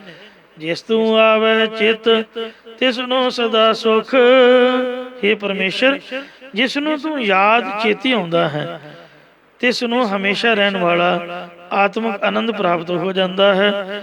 ਜਿਸ ਤੂੰ ਆਵੇ ਚਿੱਤ ਤਿਸ ਜਮ ਨਾਹੀ ਦੁੱਖ, ਜਿਸ ਨੂੰ ਤੂੰ ਚੇਤੇ ਭਾਵ ਯਾਦ ਆਉਂਦਾ ਹੈ, ਤਿਸ ਨੂੰ ਜਮਾ ਨੇ ਜਾਂ ਜੰਮਣ ਮਰਨ ਜਾਂ ਜਮਾਂ ਦਾ ਦੁੱਖ ਉੱਕਾ ਹੀ ਨਹੀਂ ਲੱਗਦਾ। ਜਿਸ ਤੂੰ ਆਵੇ ਚਿੱਤ ਤਿਸ ਕੇ ਕਾੜਿਆ, ਇਹ ਪਰਮੇਸ਼ਰ, ਜਿਸ ਨੂੰ ਤੂੰ ਚੇਤੇ ਆਉਂਦਾ ਹੈ, ਤਿਸ ਨੂੰ ਕਿਹੜੀ ਗੱਲ ਦਾ ਝੋਰਾ ਹੋਣਾ ਹੈ, ਭਾਵ ਉਹ ਸਭ ਝੋਰਿਆਂ ਤੋਂ ਪਰੇ ਹੋ ਗਿਆ ਹੈ। ਜਿਸ ਦਾ ਕਰਤਾ ਮਿੱਤਰ ਸਭ ਕਾਜ ਸਵਾਰਿਆ, ਇਹ ਕਰਤਾ ਸਿਰਜਣਹਾਰ ਪਰਮੇਸ਼ਰ, ਜਿਸ ਦਾ ਤੂੰ ਪਿਆਰਾ ਸੱਜਣ ਬਣ ਜਾਂਦਾ ਹੈ, ਉਹਦੇ ਸਾਰੇ ਵਿਵਹਾਰਕ ਤੇ ਪਰਮਾਰਥ ਕਾਰਜਾਂ ਨੂੰ ਸੰਭਾਲ ਦਿੰਦਾ ਹੈ। ਜਿਸ ਤੂੰ ਆਵੇ ਚਿੱਤ ਸੋ ਪਰਮਾਨ ਜਨ, ਇਹ ਪਰਮੇਸ਼ਰ, ਜਿਸ ਦੇ ਤੂੰ ਚੇਤੇ ਵਿੱਚ ਆਉਂਦਾ ਹੈ, ਉਹ ਪੁਰਖ ਲੋਕ ਪਰਲੋਕ ਦੇ ਵਿੱਚ ਪ੍ਰਮਾਣਿਤ ਹੋ ਜਾਂਦਾ ਹੈ। ਜਿਸ ਤੂੰ ਆਵੇ ਚਿੱਤ ਬਹੁਤਾ ਤਿਸ ਧਨ, ਇਹ ਵਾਹਿਗੁਰੂ, ਜਿਸ ਨੂੰ ਤੂੰ ਚੇਤੇ ਆਉਂਦਾ ਹੈ, ਉਸ ਕੋਲ ਨਾਮ ਦਾ ਬ੍ਰਹਮਾਨੰਦ ਰੂਪੀ ਬਹੁਤਾ ਬੇਅੰਤ ਧਨ ਹੋ ਜਾਂਦਾ ਹੈ। ਹਰ ਨਾਮ ਧਨ ਨਿਰਮਲ ਅਤ ਅਪਾਰਾ, ਐਸਾ ਧਨ ਜਿਹੜਾ ਖਾਵੇ ਖਰਚ, ਰਲ ਮਿਲ ਭਾਈ, ਤੋੜ ਨਾ ਆਵੇ ਵਧੂ ਜਾਏ। ਜਿੰਨਾ ਮਰਜੀ ਆਪ ਖਾਓ, ਜਿੰਨਾ ਮਰਜੀ ਦੂਜਿਆਂ 'ਚ ਵਰਤਾਓ। ਜਾਂ ਨਾਨਕ ਤੂੜ ਮੰਗੈ ਤਿਸ ਗੁਰ ਸੇਕੀ, ਜੋ ਆਪ ਜਪੈ ਅਵਰੈ ਨਾਮ ਜਪਾਵੇ। ਵਾਧਾ ਹੀ ਜਾਂਦਾ, ਘਾਟਾ ਨਹੀਂ ਆਉਂਦਾ। ਪਿਉ ਦਾਦੇ ਕਾ ਖੋਲ ਡਠਾ ਖਜ਼ਾਨਾ, ਤਾਂ ਮੇਰੇ ਮਨ ਭਇਆ ਨਿਧਾਨਾ। ਸੋ ਇੰਜ ਬਹੁਤਾ ਤਿਸ ਧਨ, ਇਹ ਵਾਹਿਗੁਰੂ, ਜਿਹਨੂੰ ਤੂੰ ਚੇਤੇ ਆਉਂਦਾ, ਉਹਦੇ ਕੋਲ ਬਹੁਤਾ ਨਾਮ ਦਾ ਧਨ ਇਕੱਤਰ ਹੋ ਜਾਂਦਾ। ਜਿਸ ਤੂੰ ਆਵੇ ਚਿੱਤ ਸੋ ਵੱਡ ਪਰਵਾਰਿਆ, ਜਿਸ ਨੂੰ ਤੂੰ ਚੇਤੇ ਆਉਂਦਾ ਹੈ, ਉਹ ਦੇਵੀ ਸੰਪਦਾ ਰੂਪ ਵੱਡੇ ਪਰਿਵਾਰ ਵਾਲਾ ਹੈ, ਜਾਂ ਉਹ ਸ਼ੁਭ ਗੁਣਾਂ ਦੀ ਪ੍ਰਾਪਤੀ ਕਰਕੇ ਵੱਡਾ ਹੈ, ਅਰ ਸੰਸਾਰ ਦੇ ਵਾੜ ਤੋਂ ਪਰੇ ਹੋ ਗਿਆ ਹੈ, ਭਾਵ ਬੰਧਨਾਂ ਤੋਂ ਮੁਕਤ ਹੋ ਗਿਆ ਹੈ। ਜਿਸ ਤੂੰ ਆਵੇ ਚਿੱਤ ਤਿਨ ਕੋਲੇ ਉਧਾਰਿਆ, ਜਿਸ ਨੂੰ ਤੂੰ ਚੇਤੇ ਆਉਂਦਾ ਹੈ, ਤਿਸ ਨੇ ਆਪਣੀਆਂ ਕੁਲਾਂ ਦਾ ਵੀ ਭਲਾ ਕਰ ਲਿਆ, ਉਧਾਰ ਲਈਆਂ ਕੁਲਾਂ, ਧਨ ਧਨ ਧਨ ਜਨ ਆਇਆ, ਜਿਸ ਪ੍ਰਸਾਦ ਸਭ ਜਗਤ ਰਾਇਆ। ਜਨ ਆਮਨ ਕਾ ਇਹ ਸੁਆਉ, ਜਨ ਕੈ ਸੰਗ ਜਿਤ ਆਵੈ ਨਾਉ। ਆਪ ਮੁਕਤ ਮੁਕਤ ਕਰੈ ਸੰਸਾਰ, ਨਾਨਕ ਤਿਸ ਜਨ ਕੋ ਸਦਾ ਨਮਸਕਾਰ। ਉਹਨੇ ਦੇਵੀ ਸੰਪਦਾ ਨੂੰ ਆਸਰੀ ਸੰਪਦਾ ਤੋਂ ਛਡਾਉਣ ਰੂਪ ਕੁਲਾਂ ਦਾ ਉਧਾਰ ਕਰ ਲਿਆ। ਭਗਤ ਜਨਾਂ ਕੇ 21 ਕੁਲ ਉਧਾਰੇ, ਪ੍ਰਤੱਖ ਕੁਲਾਂ ਦਾ ਵੀ ਤੇ ਦੇਵੀ ਸੰਪਦਾ ਰੂਪ ਕੁਲਾਂ ਦਾ ਵੀ ਉਧਾਰ ਕਰ ਲਿਆ। ਇੰਜ ਸਾਧ ਸੰਗਤ ਜੀਓ, ਸਤਿਗੁਰੂ ਜੀ ਮਹਾਰਾਜ ਨੇ ਇਹ ਸ਼ੁਭ ਪਾਵਨ ਉਪਦੇਸ਼ ਦੀ ਬਖਸ਼ਿਸ਼ ਕੀਤੀ ਹੈ। ਵਿਚਾਰ ਕਰਦਿਆਂ 10 ਪਾਸੋਂ ਬੇਅੰਤ ਪ੍ਰਕਾਰ ਦੀਆਂ ਭੁੱਲਾਂ ਚੁੱਕਾਂ ਹੋਈਆਂ ਕਿਰਪਾ ਕਰਕੇ ਆਪ ਨੇ ਮਾਫ ਕਰਨੀਆਂ ਜੀ। ਅੱਗੇ ਤੋਂ ਸਮਤ ਬਖਸ਼ਣੀ। ਆਓ 2 ਪੰਕਤੀਆਂ ਪੜ੍ਹ ਸੁਣ ਕੇ ਫਤਿਹ ਬੁਲਾਓ। ਜਿਸ ਤੂੰ ਆਵੈ ਚਿਤ ਸੋ ਵਡ ਪਰਵਾਰਿਆ, ਜਿਸ ਤੂੰ ਆਵੈ ਚਿਤ ਤਿਨ ਕੋਲੇ ਉਧਾਰਿਆ। ਵਾਹਿਗੁਰੂ ਜੀ ਕਾ ਖਾਲਸਾ, ਵਾਹਿਗੁਰੂ ਜੀ ਕੀ ਫਤਿਹ।